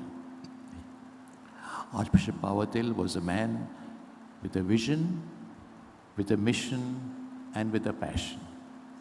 The vision of a church that made its full contribution for the country. The vision of a community that put itself for the service of the people, making our people proud. A man who had a vision of liturgy, ecclesiology, theology that was updated and more suitable to our times. It was his mission, which he gave himself as a leader of the church, as a bishop, as an archbishop, to make this a reality. And he worked hard for it. A man who would not compromise for sake of political correctness. He was a man with a passion. All of us who knew him knew that he worked dedicatedly for what he saw was what the Lord wanted him, what society wanted him, what the church wanted him, what the Holy Father mandated him to do. And that he did. The establishment of this foundation, I think, is also an expression of a commitment on our part. All of us who have gathered over here to support it, to endorse it, and to launch it are making a commitment that we agree with his vision, that we endorse his mission, that we want to be part of it, and that we want to ourselves to burn with the same passion. A foundation like this, we hope, will encourage scholarship among experts to develop theology, to develop pastoral practice. A foundation like this, I hope, will promote a dialogue among different churches, among different religions, different faith, and people of no faith, so that we can together build up a better India, making the church more vibrant, more dynamic in the presence. We pray this foundation will help in the training of young leaders, men and women of caliber, not only among the clergy and the religious, but also among the laity, so that they can make their true contribution. This is what Pope Francis consistently spoke of when he left his legacy of synodality, which Pope Leo now has been endorsing and promoting gently once again. We also hope this foundation will serve to revitalize the church in Kerala, once again with different principles. But we cannot remain rooted in the past. Archbishop Powathil was a man who insisted on rootedness. He was clear of his identity, rich of the church, rich in tradition, with a great ecclesiology and theology behind it, and he wanted the church to understand that. But we must go ahead also. And this is the challenge before all of us this evening and from today onwards, to make sure that this beginning which he did of making the church more relevant continues. We cannot be rooted in the past, but we cannot stay only in the past. The church has got greater challenges, bigger challenges, newer challenges. The Holy Father spoke in his very first meeting with the cardinals on artificial intelligence. At the very moment in Delhi, there are discussions about it. The church has got to face these new challenges. And these, I hope, I expect, and I challenge our foundation that we are launching today to respond to the times with courage, with vision, with passion, dedication. May this foundation keep alive the legacy of Archbishop Powathil. May it build on it.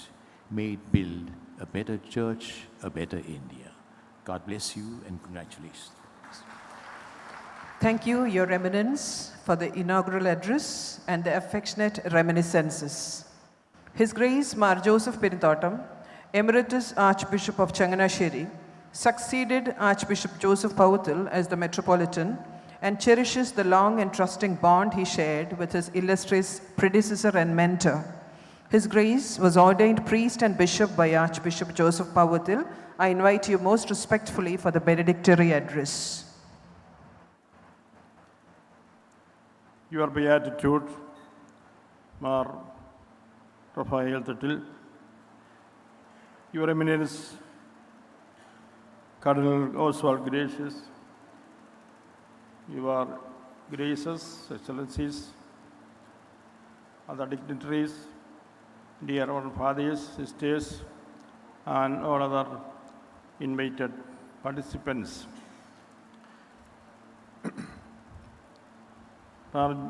Archbishop Joseph Powathil Foundation is established to cherish and safeguard the legacy and the rich, precious legacy of Archbishop Powathil. The various aspects of his legacy have been already shared here. His leadership and involvement in the church and the society were such that nobody could ignore him. His personal integrity, his integral vision, well-studied and transparent opinions and perspectives, untainted leadership, fidelity and stability with regard to convinced truths and standpoints, etc., made him an accepted and respected personality. His was a prophetic leadership who could see beyond the ordinary. He studied the past objectively, from which he learned lessons which gave him deep insights. He could effectively apply them in his pastoral leadership. With these insights from the past and his concrete personal experiences of the present, he could plan the future with a prophetic vision and warn against possible dangers. He was always alert and vigilant about the happenings around, and he repeatedly reminded others also to be alert and vigilant. Archbishop Powathil was an untiring champion of protecting the fundamental human rights and the purity of the Indian Constitution. He was a well-accepted ecumenical leader among the Christian churches and an authoritative voice in the ecumenical dialogue and inter-church relations and activities. He was a revered personality in the inter-religious relations. In the educational field, Archbishop Powathil's voice was authoritative and conclusive. Before teaching and preaching, he used to make serious homework. His observations and interventions very often induced others to rethink or revise their views and change their standpoints. Even some of those who at first strongly opposed Mar Powathil's views and on certain issues later had to accept him as right. Above all, Archbishop Powathil was a man of the church, a good shepherd. He lived for the church. He felt with the church. He suffered for the church. The liturgy of the church was at the heart of his life. He suffered for the cause of the church as if a martyr. രക്തസാക്ഷി തുല്യമായ അനുഭവങ്ങളിലൂടെ പൗത്രിപിതാവിന് പലപ്പോഴും കടന്നുപോകേണ്ടി വന്നിട്ടുണ്ട്. അദ്ദേഹത്തിൻ്റെ വ്യക്തിപരമായ ചില ഷെയറിങ്ങിൽ പങ്കുവച്ചത് ഞാൻ ഓർക്കുന്നു. Often he had to fight alone. He played a unique role in establishing the correct ecclesiastical vision of the Catholic Church in India as a communion of three individual churches of equal rights and obligations, as taught by the Second Vatican Council. Archbishop Powathil was a noble personality, a man of simplicity. He never acted for any personal gain. The source of his power and strength was his deep-rooted faith and prayer life. Archbishop Powathil could inspire the generations of his time through words, deeds, and his life.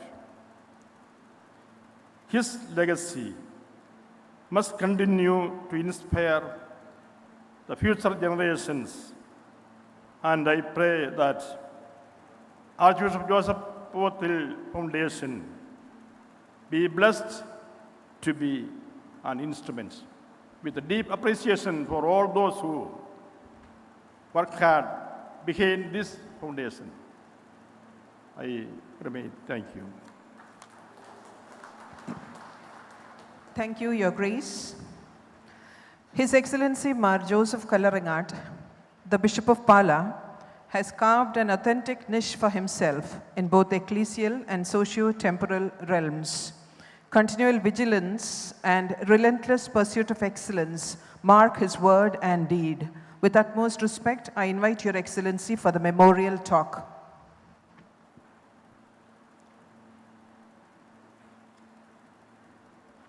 Major Archbishop Powathil Tattil Pidave, most beloved Cardinal Oswald Gracious, most beloved George Kocheri Pidave, most beloved Tarayil Pidave, Sri Tom Sare, Jancy James doctor, വേദിയിലും സദസ്സിലും ഇരിക്കുന്ന പ്രിയപ്പെട്ടവരെ,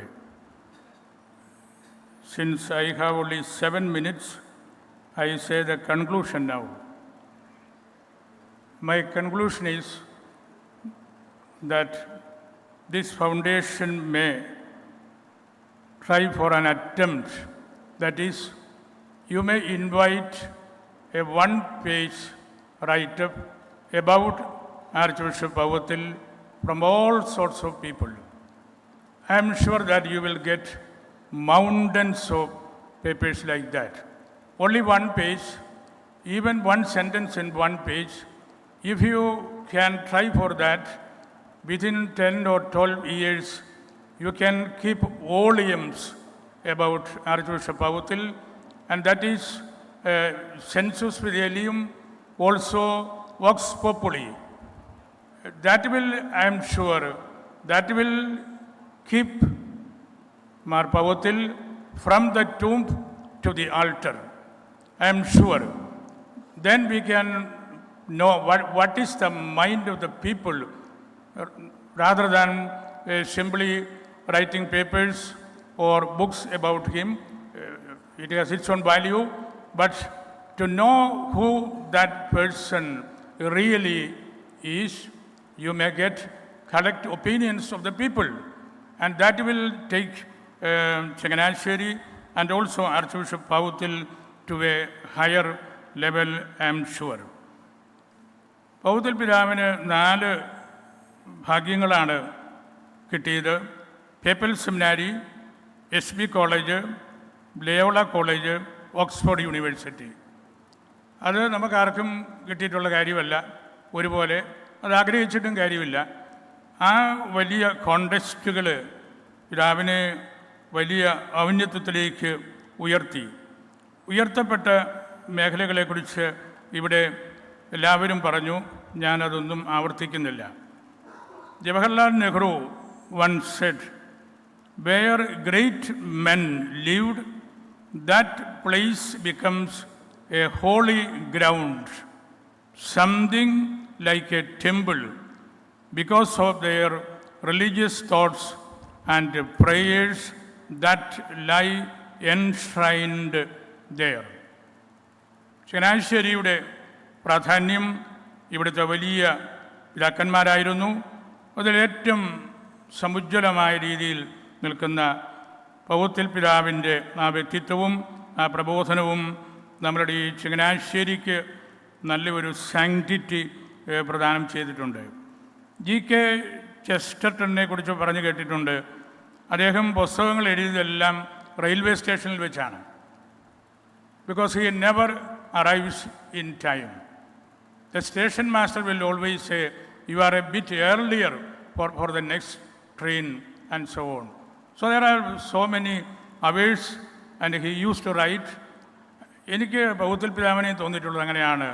നമ്മളാരും എഴുന്നേൽക്കുന്നതിന് മുമ്പ് പിതാവ് എല്ലാ വായനയും എഴുത്തും ആ ദിവസത്തെ തീർത്തു വെക്കും.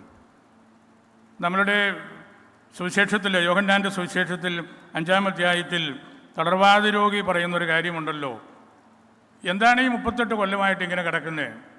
ആ രോഗി പറഞ്ഞു, ഞാൻ തയ്യാറായിട്ട് വരുന്നതിന് മുമ്പ് ആരെങ്കിലും ഈ വെള്ളത്തിൽ ചാടിക്കഴിയും, ഇപ്പം എൻ്റെ അവസരം പോവുകയാണ്. പൗവത്തിൽ പിതാവിനെക്കുറിച്ച് എനിക്ക് എപ്പോഴും ഉള്ളതാണ്, ഞങ്ങളാരെങ്കിലും എന്തെങ്കിലും എഴുതാൻ പറയാം എന്ന് നോക്കിയിരിക്കുമ്പോഴത്തേക്കും പൗവത്തിൽ പിതാവ് എഴുതി കഴിഞ്ഞു, പറഞ്ഞു കഴിഞ്ഞു, അല്ലെങ്കിൽ തീരുമാനമെടുത്തു കഴിഞ്ഞു. അപ്പോൾ നമ്മളിങ്ങനെ 38 കൊല്ലങ്ങളായിട്ട് നോക്കിയിരിക്കുകയാണ്. നമുക്ക് അവസരം കിട്ടുന്നത് ഉപയോഗിക്കാൻ പ്രാപ്തിയില്ലെന്നോ അല്ലെങ്കിൽ വേണ്ട രീതിയിൽ ഉപയോഗിക്കുന്നില്ലെന്നോ എന്നുള്ളതാണല്ലോ അതിൻ്റെ ഇംപ്ലിക്കേഷൻ. അങ്ങനെ അവസരം നോക്കിയിരുന്ന് നമ്മളുടെ സഭയ്ക്കും നമ്മുടെ ഈ സമുദായത്തിനും നല്ല ഡിറക്ഷൻ നൽകിയ ആളാണ് പൗവത്തിൽ തിരുമേനി.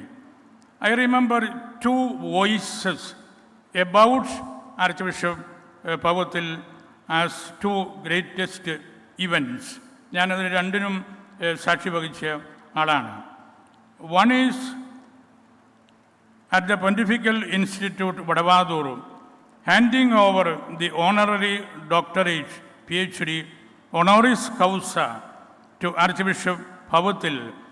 Cardinal Oswald Gracious spontaneously addressed him Dr. Powathil. That was a great sound, a sound still we hear the sounds and oscillations of that. He addressed spontaneously, now I call or address him Dr. Powathil. The second one, maybe before that, തട്ടിൽ പിതാവ് ഞങ്ങളെല്ലാം Benedict പിതാവിനെ കാണാൻ വേണ്ടി പിതാവിൻ്റെ മോതിരം ചുംബിക്കാൻ ലൈനായിട്ട് നിന്നപ്പോൾ എൻ്റെ മുമ്പിൽ തട്ടിൽ പിതാവുണ്ട്, ഞങ്ങൾ പിതാക്കന്മാർ പലരുണ്ട്. പൗവത്തിൽ പിതാവ് അതിൻ്റെയും പുറകിലായിട്ടാണ്. ഇപ്പോൾ പിതാവിനെ നോക്കിയിട്ടാണ് ബെനഡിക്ട് പിതാവ് പറഞ്ഞത് ലക്രോണ ദെല്ല കിയസ മലബറേസ്. അതും വലിയൊരു ശബ്ദമാണ്. മലബാർ സഭയുടെ കിരീടം എന്ന് ബെനഡിക്ട് പിതാവ് പറഞ്ഞതും ഡോക്ടർ പൗവത്തിൽ എന്ന് കാർഡിനൽ ഓസ്വാൾഡ് അദ്ദേഹത്തെ വിശേഷിപ്പിച്ചതും പിതാവിനെക്കുറിച്ചുള്ള ഇമ്മോർട്ടാലിറ്റി കാത്തു സൂക്ഷിക്കുന്ന രണ്ട് വലിയ ശബ്ദങ്ങളായിട്ട് ഞാൻ കരുതുകയാണ്. പിതാവിൻ്റെ ഏറ്റവും ഇഷ്ടപ്പെട്ട മേഖല ലിറ്റർജി ആയിരുന്നു, വിദ്യാഭ്യാസ മേഖലയായിരുന്നു. Cardinal Newman wrote once, from first to last, education has been my line. From first to last, education has been my line. പൗവത്തിൽ പിതാവും വിദ്യാഭ്യാസ മേഖലയോട് ഇതുപോലുള്ള ഒരു സമീപനമാണ് സ്വീകരിച്ചത്. അതുകൊണ്ട് നമുക്ക് അതിൻ്റെ മികവ് പലപ്പോഴും ഇപ്പോഴും കണ്ടെത്താനും അനുഭവിക്കാനും കഴിയുന്നുണ്ട്. പിതാവിൻ്റെ ഏറ്റവും വലിയ പ്രത്യേകത എ ഫിക്സ് ദ സിസ്റ്റം. കാഞ്ഞിരപ്പള്ളിയിലും ഇവിടെയുമെല്ലാം നമുക്കുള്ള സിസ്റ്റത്തെ ഫലപ്രദമാക്കി കല്ലാളച്ചന്മാർ, ഡിപ്പാർട്ട്മെൻറ്റ് ഹെഡ്സ്, ഫോറിൻ വികാർഡ്സ്, ഇതുപോലുള്ള സ്ഥാപനങ്ങൾ സിസ്റ്റത്തെ മൊബിലൈസ് ചെയ്യുമ്പോൾ നമുക്ക് നല്ല പാസ്റ്ററൽ അഡ്മിനിസ്ട്രേഷൻ ഉണ്ടാകും. ആ ഒരു പ്രത്യേകതയാണ് പിതാവ് ഏത് ചെറിയ പ്രസ്ഥാനമാണെങ്കിലും അതിനെ മൊബിലൈസ് ചെയ്യും, അതിനെക്കുറിച്ച് അന്വേഷിച്ചുകൊണ്ടിരിക്കും, അവരെ ഫോൺ വിളിക്കും, അവർക്കൊരു ചെറിയ നോട്ട് കൊടുക്കും. അങ്ങനെ നല്ല ആക്റ്റീവായിട്ടുള്ള ഒരു അവസ്ഥയിലേക്ക് നമുക്ക് വരാനായിട്ട് സാധിച്ചു. പിതാവിൻ്റെ വ്യക്തിത്വത്തെക്കുറിച്ച് ഇവിടെ പിതാക്കന്മാർ എല്ലാം പറഞ്ഞു. ഒരു ദീർഘദർശിയെപ്പോലെ സഭാഗാത്രത്തിൻ്റെ ഭാവി വിഭാവനം ചെയ്യുക മാത്രമല്ല, തൻ്റെ ഓരോ ശ്വാസവും അതിനാണെന്ന് പൗവത്തിൽ പിതാവ് തിരിച്ച് അറിഞ്ഞിരുന്നു. തൻ്റെ ബാല്യത്തിൽ ഒരു രക്തസാക്ഷിയാകാനാണ് തൻ്റെ ദൈവവിളിയെന്ന് പൗവത്തിൽ പിതാവ് അനുസ്മരിച്ചതായി പലയിടത്തും ഞാൻ വായിച്ചിട്ടുണ്ട്. കാര്യഗൗരവം സദാ നിലനിർത്തുകയും വിനയം അതിന് വിലയായി നൽകുകയും ചെയ്ത പൗവത്തിൽ പിതാവിന് വാക്കുകൾ എന്നാൽ വെറും മുടങ്ങുന്ന ചെമ്പല്ല, സ്വജീവിതം പോലെ തന്നെ ദൈവത്തിൻ്റെ സഭയെ കാണിച്ചു കൊടുക്കാനുള്ള അടയാളമായിരുന്നു. അങ്ങനെയാണ് അദ്ദേഹത്തിൻ്റെ ലേഖനങ്ങളും ഗ്രന്ഥങ്ങളും എല്ലാം നമ്മൾ കാണുന്നതും മനസ്സിലാക്കുന്നതും. സ്വയം പത്മനാഭദാസരായി കരുതിയിരുന്ന തിരുവിതാംകൂർ രാജാക്കന്മാരെ പറ്റി പൗവത്തിൽ പിതാവ് ഒരു ലേഖനത്തിൽ സൂചിപ്പിച്ചു. തൻ്റെ സ്വത്വത്തിൻ്റെ തിരിച്ചറിവ് നാട്ടിലെ രാജാക്കളിൽ വിളങ്ങിയ ഒരു സദ്ഗുണത്തെ എടുത്തു കാണിക്കാൻ പൗവത്തിൽ പിതാവിന് ഉണ്ടായിരുന്നു. ഈ രീതിയിൽ നോക്കുമ്പോൾ മറ്റൊന്നിലേക്കുള്ള സഭാഗാത്രം എന്ന സത്യത്തിലേക്കുള്ള ചൂണ്ട് പലക പോലെ വർത്തിക്കാനുള്ളതാണ് സഭയുടെ ദാസൻ എന്ന നിലയിൽ തനിക്കുള്ള ചുമതലയെന്ന് പിതാവ് ഉറച്ച് വിശ്വസിച്ചു. കണ്ണുകൊണ്ട് കാണാൻ കഴിയാത്ത സഭാഗാത്രം എന്ന യാഥാർത്ഥ്യത്തെ ആത്മീയമായി ദർശിക്കാൻ മാത്രം ആത്മീയ വളർച്ച സഭാ മക്കൾക്ക് ലഭ്യമാക്കാൻ വേണ്ടിയായിരുന്നു പൗവത്തിൽ പിതാവ് പരിശ്രമിച്ചത്. മറ്റെല്ലാ ഘടകങ്ങളും ഇല്ലാതാവുകയും ഓർമ്മകളിൽ മാത്രം താൻ നിലനിൽക്കുകയും ചെയ്യുന്ന മരണാനന്തര കാലഘട്ടത്തിലും തന്നെപ്പറ്റി ഓർമ്മിക്കാൻ അദ്ദേഹം ബാക്കി വെച്ചത് സഭാസ്നേഹത്തിൻ്റെ മൂർത്തിമത് ഭാവം എന്ന അംശം മാത്രമാണെന്ന് പറഞ്ഞാൽ അതിന് വ്യത്യസ്തമായ വ്യാഖ്യാനം അസാധ്യമാണെന്ന് ഞാൻ കരുതുകയാണ്. മേലധ്യക്ഷൻ എന്ന നിലയിൽ അദ്ദേഹം ഒരു നിലപാടിനായി ജീവിക്കുകയും അതിൻ്റെ ഫലങ്ങൾ തരുന്ന തരുക്കളായി സഭാ മക്കളെ വളർത്താൻ മാത്രം തൻ്റെ വാക്കുകളും പ്രവൃത്തികളും മാറ്റിവെക്കുകയും ചെയ്തതിൻ്റെ സൽഫലങ്ങൾ അനുഭവിക്കാൻ ഈ കാലഘട്ടത്തിന് ഭാഗ്യം കൈവന്നിരിക്കുന്നു. അദ്ദേഹം ശക്തി പറന്ന ദിശാബോധം ഇന്ന് നമുക്ക് പകർന്നു തന്നതാണ് ഇന്നത്തെ ആരാധനക്രമത്തിൻ്റെ പാരമ്പര്യ മാധുര്യം തുളുമ്പുന്ന സജീവത. ഇതിനെല്ലാം ഉപകരണമായി ആദ്യം തീർന്നത് വിശ്വാസത്തിൻ്റെ കെടാത്ത ദീപമായ പൗവത്തിൽ പിതാവായിരുന്നു. അതിന് അദ്ദേഹം നേരിടേണ്ടി വന്നത് എതിർപ്പുകളല്ലായിരുന്നു, പീഡകളായിരുന്നു എന്ന് തെളിയിക്കാൻ യഥാർത്ഥത്തിൽ പക്വതയും സാത്വികതയും പഠന ഗവേഷണ ആഭിമുഖ്യവുമുള്ള ഒരു തലമുറയ്ക്ക് എത്ര നേരത്തെ കഴിയുമോ അത്രയും അതിന് കൃത്യതയുണ്ടാകും. ഈ ഫൗണ്ടേഷൻ്റെ വലിയൊരു ഉത്തരവാദിത്വം അതാണെന്ന് ഞാൻ കരുതുകയാണ്. മുൻവിധികൾ കൂടാതെയുള്ള നിരൂപണം ചേർന്ന അന്വേഷണമാണ് ഗവേഷണം. അതിലടിസ്ഥാന തത്വമായി എന്നും നിലകൊള്ളേണ്ടത് എന്തുകൊണ്ട് പൗവത്തിൽ പിതാവ് എന്നല്ല, എങ്ങനെ പൗവത്തിൽ പിതാവ് എന്നായിരിക്കും. വടക്കേ ഇന്ത്യയിലെ ദേവാലയങ്ങൾ അഗ്നിക്കിരയാക്കപ്പെട്ട സംഭവത്തോട് അദ്ദേഹം പ്രതികരിച്ചത് മാത്രം മതി അദ്ദേഹത്തിൻ്റെ വിശ്വാസദാർഢ്യം മനസ്സിലാക്കാൻ. തകർക്കപ്പെട്ട ദേവാലയങ്ങൾ വീണ്ടും പണിയാം, പക്ഷേ വിശ്വാസം തകർക്കപ്പെട്ടാൽ അത് പുനരുദ്ധരിക്കാൻ പ്രയാസമാണ്. പിതാവിൻ്റെ ആ ഒരു വലിയ സ്റ്റേറ്റ്മെൻറ്റ് അന്ന് മീഡിയ മുഴുവൻ എടുത്ത് വ്യാഖ്യാനിച്ചതാണെന്ന് നമുക്കെല്ലാവർക്കും അറിയാം. പിതാവ് he was never a noise, but he was always a voice that has sharpness and a destination power. Actually, he was a true, genuine philosopher. എപ്പോഴും മറ്റുള്ളവരെ കേൾക്കാൻ, ഔദി ആൾത്തരം പാർത്തം, hear the other side, hear the other persons. പിതാവിൻ്റെ ഏറ്റവും വലിയ ഒരു ഫിലോസോഫിക്കൽ സ്റ്റാൻഡ് അതായിരുന്നു എന്ന് ഞാൻ കരുതുന്നു. ഗാന്ധിജിയുടെ തത്വവും അതുതന്നെയായിരുന്നു. ഗാന്ധിജി പറഞ്ഞു, I don't want my house to be walled in all sides and my windows to be stuffed. I want the cultures of all lands to be blown my house, but I refuse to be blown off my feet by anybody. I refuse to live in other people's house as a beggar. പിതാവിൻ്റെ ആ ഗാന്ധിയൻ നിലപാട് അത് എന്നും ജീവിതത്തിൽ, പ്രാർത്ഥനയിൽ, ലിറ്റർജിയിൽ, എക്യുമെനിസത്തിൽ, ഇൻ്റർ religious ഡയലോഗിൽ എല്ലാം അനുവർത്തിച്ചു പോന്നു. പിതാവ് വലിയൊരു കൺസർവേറ്റീവ് എന്നൊരു ചിന്ത എല്ലാവർക്കുമുണ്ട്. അതിന് ബെനഡിക്റ്റ് പിതാവ് ഒരിക്കലൊരു വിശദീകരണം കൊടുത്തല്ലോ. കൺസർവേറ്റീവാണ് because he conserves the doctrine and the dogmas of the church. ഒരു വ്യക്തി കൺസർവേറ്റീവ് ആകുന്നത് നഷ്ടപ്പെട്ട് പോകാൻ അനുവദിക്കാത്ത കാര്യങ്ങളെ നമ്മൾ കൺസർവ് ചെയ്യുമ്പോഴാണ്. ആ അർത്ഥത്തിൽ പൗവത്തിൽ പിതാവ് വലിയൊരു കൺസർവേറ്റീവ് റോള് എടുത്തു. എന്നാൽ അതിനെ ഒറിജിൻ പറഞ്ഞതുപോലെ നോവൂസ് നൊവാന്ത എസ്റ്റ്, നവീകരിക്കപ്പെട്ടത് എന്താണോ അതിലേക്കെല്ലാം പിതാവ് എപ്പോഴും വീണ്ടും ശ്രദ്ധ ചെലുത്തിയിരുന്നു. നവീകരിക്കപ്പെട്ടത് വീണ്ടും നമ്മളുടെ കണ്ണുകൾ കൊണ്ട് അതിനെ വളർത്തണം എന്നുള്ള കാര്യമെല്ലാം.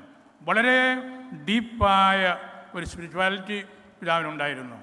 എൻ്റെ എപ്പിസ്കോപ്പൽ ഓർഡിനേഷൻ പിതാവാണ് എനിക്ക് തന്നത്. അന്ന് ഞങ്ങളുടെ വലിയ പിതാവും തൂങ്കുഴി പിതാവും പുണ്യശ്ശേരി പിതാവ് ഹോമിലിസ്റ്റായിരുന്നു. എനിക്ക് 3-4 ദിവസം കഴിഞ്ഞപ്പോൾ എഴുത്ത് കിട്ടി. അതിൽ it was A spiritual experience for me എന്ന് പിതാവ് എഴുതി. എന്നിട്ടൊരു നിർദ്ദേശം കൂടെ, it is better you keep an I behind your head. പുറകിൽ ഒരു കണ്ണുകൂടെ ഉള്ളത് നല്ലതായിരിക്കും എന്നെനിക്കൊരു ചെറിയ കുറിപ്പ്. പിന്നീട് എനിക്ക് എൻ്റെ കണ്ണ് കാറ്ററാക്ട് ഓപ്പറേഷന് പോയപ്പോൾ ഞാൻ പറഞ്ഞു, പിതാവേ ഇപ്പോൾ എനിക്ക് പുറകിലുള്ള കണ്ണേ ഉള്ളൂ, എൻ്റെ മുമ്പിലുള്ള കണ്ണിൻ്റെ രണ്ടിൻ്റെയും കാഴ്ച പോയി. അപ്പോൾ എനിക്ക് എഴുതി, you can keep your heart as an I. Benedict പിതാവ് കാർഡിനൽ ന്യൂമാനൊക്കെ പറഞ്ഞ കോർക്കും വിസും, കാഴ്ചയുള്ള ഹൃദയം പിതാവിന് ഏറ്റവും ഇഷ്ടപ്പെട്ട ഒരു തിയോളജിക്കൽ സ്റ്റാൻഡായിരുന്നു. പിതാവിനോട് പറഞ്ഞു, you make your heart as the friend I. അതൊക്കെ നമുക്ക് വലിയ പ്രബോധനങ്ങളാണ്. നമ്മളെവിടെയെങ്കിലും നമ്മൾ പറയാത്തത് പറഞ്ഞെങ്കിൽ, പറയേണ്ടത് പറയാതിരുന്നെങ്കിൽ കയ്യിലുണ്ടായിരുന്ന വടി വെച്ചൊറ്റ കുത്തു തരുമായിരുന്നു. ആ കുത്തു കിട്ടുമ്പോൾ നമുക്കറിയാം നമ്മൾ അവിടെ കുറേ കൂടെ നോബിളായിട്ട് അല്ലെങ്കിൽ നോബിളസ്റ്റായിട്ട് പെരുമാറേണ്ടതുണ്ട്, സംസാരിക്കേണ്ടതുണ്ട്, അല്ലെങ്കിൽ ചിന്തകൾ പങ്കുവെക്കേണ്ടതുണ്ട് എന്നുള്ളതിൻ്റെ അർത്ഥമായിട്ടാണ് ആ തക്കീത് തന്നുകൊണ്ടിരുന്നത്. സർവേപ്പള്ളി രാധാകൃഷ്ണൻ്റെ ഒരു വാക്യം ഞാനൊന്ന് വായിക്കുകയാണ്. Truth always remains beyond. നമുക്ക് അപ്പുറമാണ്. This feeling of the beyond makes one A constant seeker of it. Every seeker after truth is called upon to make a monastic cell in his own heart and retire into it every day. പിതാവ് ചെയ്തുകൊണ്ടിരുന്നതായിരുന്നു. ഹൃദയമാകുന്ന ആ ദയറായിൽ നിരന്തരം പ്രവേശിക്കുകയും, അത് റോമിലാണെങ്കിലും മറ്റ് സിമ്പോസിയങ്ങൾക്ക് വരുമ്പോഴാണെങ്കിലും seminary commission വരുമ്പോഴാണെങ്കിലും പിതാവ് ഇടയ്ക്കിടയ്ക്ക് ഹൃദയമാകുന്ന monastic സെല്ലിലേക്ക് retire ചെയ്യുകയും അപ്പോഴൊക്കെ ചില ചിന്തകൾ കുറിച്ച് വയ്ക്കുകയും ചെയ്യുന്നതെല്ലാം ഞാൻ ശ്രദ്ധിച്ചിരുന്നു. പിതാവിന് രണ്ടാം വത്തിക്കാൻ സുനകതോന്നിൻ്റെ constitutions, liturgy, decree on ecumenism, decree on oriental churches എല്ലാം കാണാപ്പാടമായിരുന്നു. അത് ആദ്യകാലം മുതൽ പിതാവ് പറയുകയും പഠിപ്പിക്കുകയും ചെയ്തിരുന്ന കാര്യമായിരുന്നു. പ്ലാസിഡച്ചനോട് വലിയ താല്പര്യമായിരുന്നു. അദ്ദേഹത്തിൻ്റെ 3 ഫിഡലിറ്റീസ് ഉണ്ടല്ലോ പ്ലാസിഡച്ചൻ്റെ: Indian in culture, Christian in faith, oriental in worship. That means to the Catholic faith, to the oriental worship and to this land. ആ 3 ഫിഡലിറ്റീസ് പൗത്യപിതാവ് വളരെ വലിയൊരു നിക്ഷേപം പോലെയാണ് കരുതിയിരുന്നത്, ശ്രദ്ധിച്ചിരുന്നത്.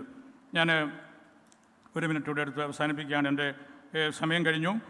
നമുക്ക് ഈ കാര്യം ഇവിടുത്തെ ചങ്ങനാശ്ശേരിയിലെ പിതാക്കന്മാരും പഠിച്ച പിതാവും എല്ലാം വലിയ താല്പര്യമെടുത്ത് ഇത്തരത്തിലുള്ളൊരു കാര്യത്തിലേക്ക് വന്നു. ശ്രീ തോമസ് സാർ അതിൻ്റെ പിന്നിലുണ്ട്. അതെല്ലാം വലിയ കാര്യമായിട്ട് നമ്മളെല്ലാവരും കരുതുകയാണ്.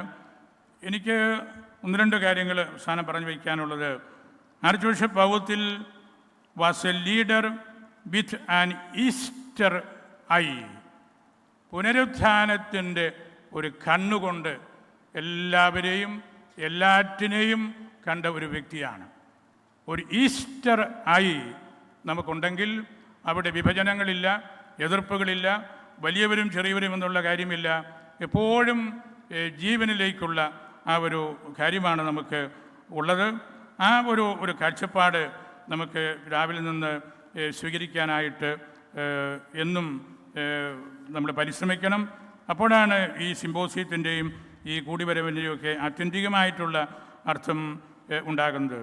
ഒരു ലാസ്റ്റ് കാര്യം കൂടെ, how we would like to remember our beloved archbishop, how his grace would like him to be remembered. Are we walking on the road map which archbishop Powathil designed? ഈ ചോദ്യങ്ങളൊക്കെ നമ്മൾ ചോദിക്കുമ്പോഴാണ് അദ്ദേഹം ഇടപെട്ട നിരവധിയായ കാര്യങ്ങളിലേക്ക് നമുക്ക് ഇറങ്ങാൻ സാധിക്കുന്നത്. ഒരിക്കൽ നമ്മുടെ മേജർ ആർച്ച് ബിഷപ്പ് ആലഞ്ചേരി പിതാവ് എന്നോട് പറഞ്ഞു, പൗത്തി പിതാവിനോട് ചില ആളുകൾക്കൊക്കെ വലിയ തർക്കങ്ങളുണ്ട്. അതിൽ ഒരാൾ നമുക്കറിയാം, 2 പേരും മരിച്ചുപോയത് ഞാൻ പറയുകയാണ്. പാലായിൽ നിന്നുള്ള പുലിക്കുന്നേൽ ജോസഫ് സാറായിരുന്നു. ആലഞ്ചേരി പിതാവ് പറഞ്ഞു, ഞാൻ അദ്ദേഹത്തെ കാക്കനാട്ടെന്ന് വിളിക്കാം, എന്നോട് കൂടി ഒന്ന് വരാമോ? പാലായിൽ നിന്നുള്ള ആളാണ്. അപ്പോൾ ഞാനോട് ചെന്നു. അപ്പോൾ സാറ് സമയത്ത് തന്നെ വന്നിരിപ്പുണ്ടായിരുന്നു.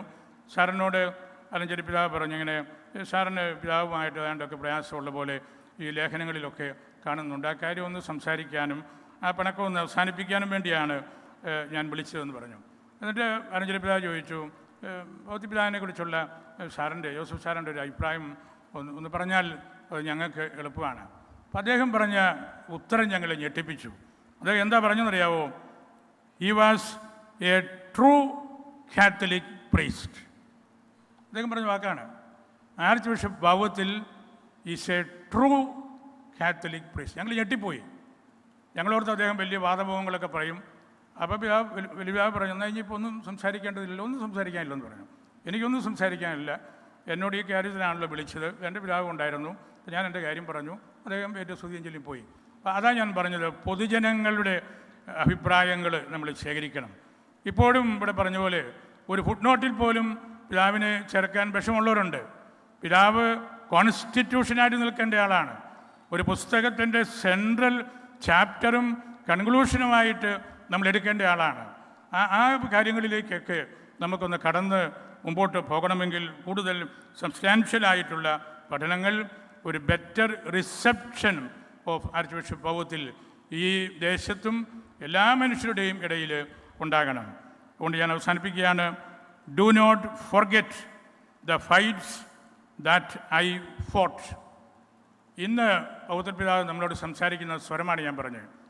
Do not forget the fights that I fought. Do not forget the causes for which I fought throughout my life. ഇതായിരിക്കും പിതാവ് നമ്മളോട് പറയുന്ന കാര്യം. അതായിരിക്കണം നമ്മളുടെ ലക്ഷ്യവും നമ്മളുടെ ഈ ഫൗണ്ടേഷൻ്റെ അടിത്തറയും. അത് നമ്മളുടെ സഭയുടെ ഏറ്റവും ശ്ലാഘനീയമായ ഒരു കൂട്ടായ്മയിലേക്കും വലിയ എക്യുമെനിക്കൽ കാഴ്ചപ്പാടുകളിലേക്കും ഇൻ്റർ റിലീജിയസ് ഇടപെടലുകളിലേക്കും എല്ലാം നയിക്കുമെന്ന് എനിക്കുറപ്പുണ്ട്. എല്ലാവർക്കും നന്ദി. ദൈവം നമ്മെ അനുഗ്രഹിക്കട്ടെ. പ്രൗഢമായ സ്നേഹനിർഭരമായ പ്രഥമ സ്മാരക പ്രഭാഷണത്തിന് അഭിവന്യ പിതാവിന് ആദരവോടെ നന്ദി അർപ്പിക്കുന്നു.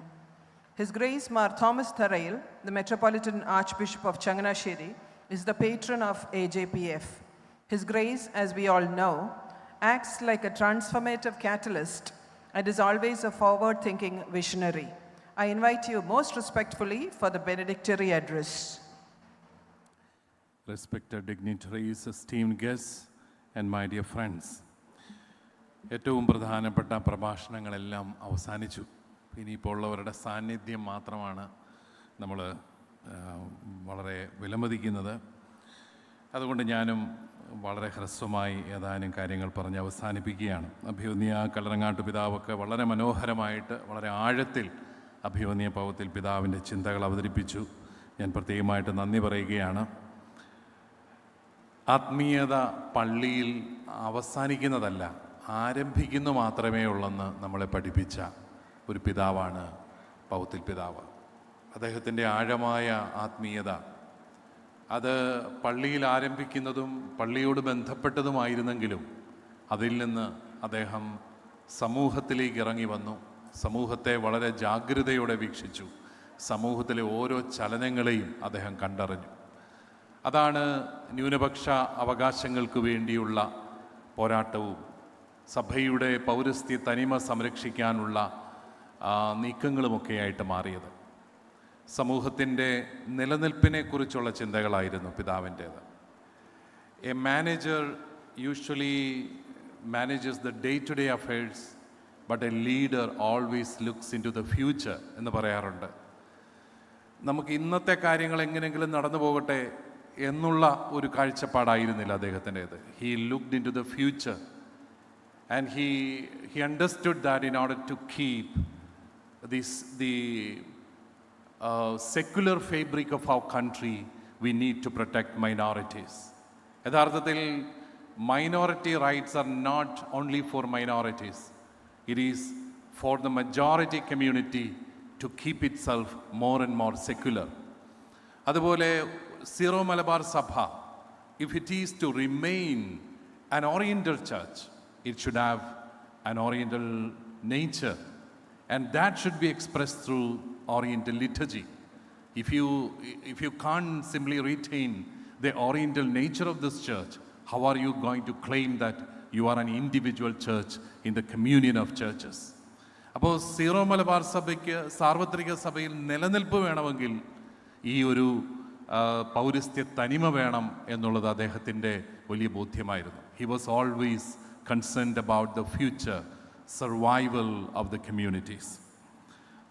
Recognizing the legacy of the great Archbishop, we are honored to have a spectrum of luminaries in our midst. We are deeply grateful to His Beatitude Mar Raphael Thatil, Major Archbishop of the Syro-Malabar Church, for gracing this occasion with his esteemed presence. And we are especially honored by the gesture of love and appreciation shown by His Eminence Cardinal Oswald Gracious, who out of his long and cherished association with the late Archbishop has traveled all the way from Mumbai to be with us today. Your presence, Your Eminence, is a profound source of encouragement and blessing. And I thank Bishop Thomas Padiath for having taken the initiative to form this foundation.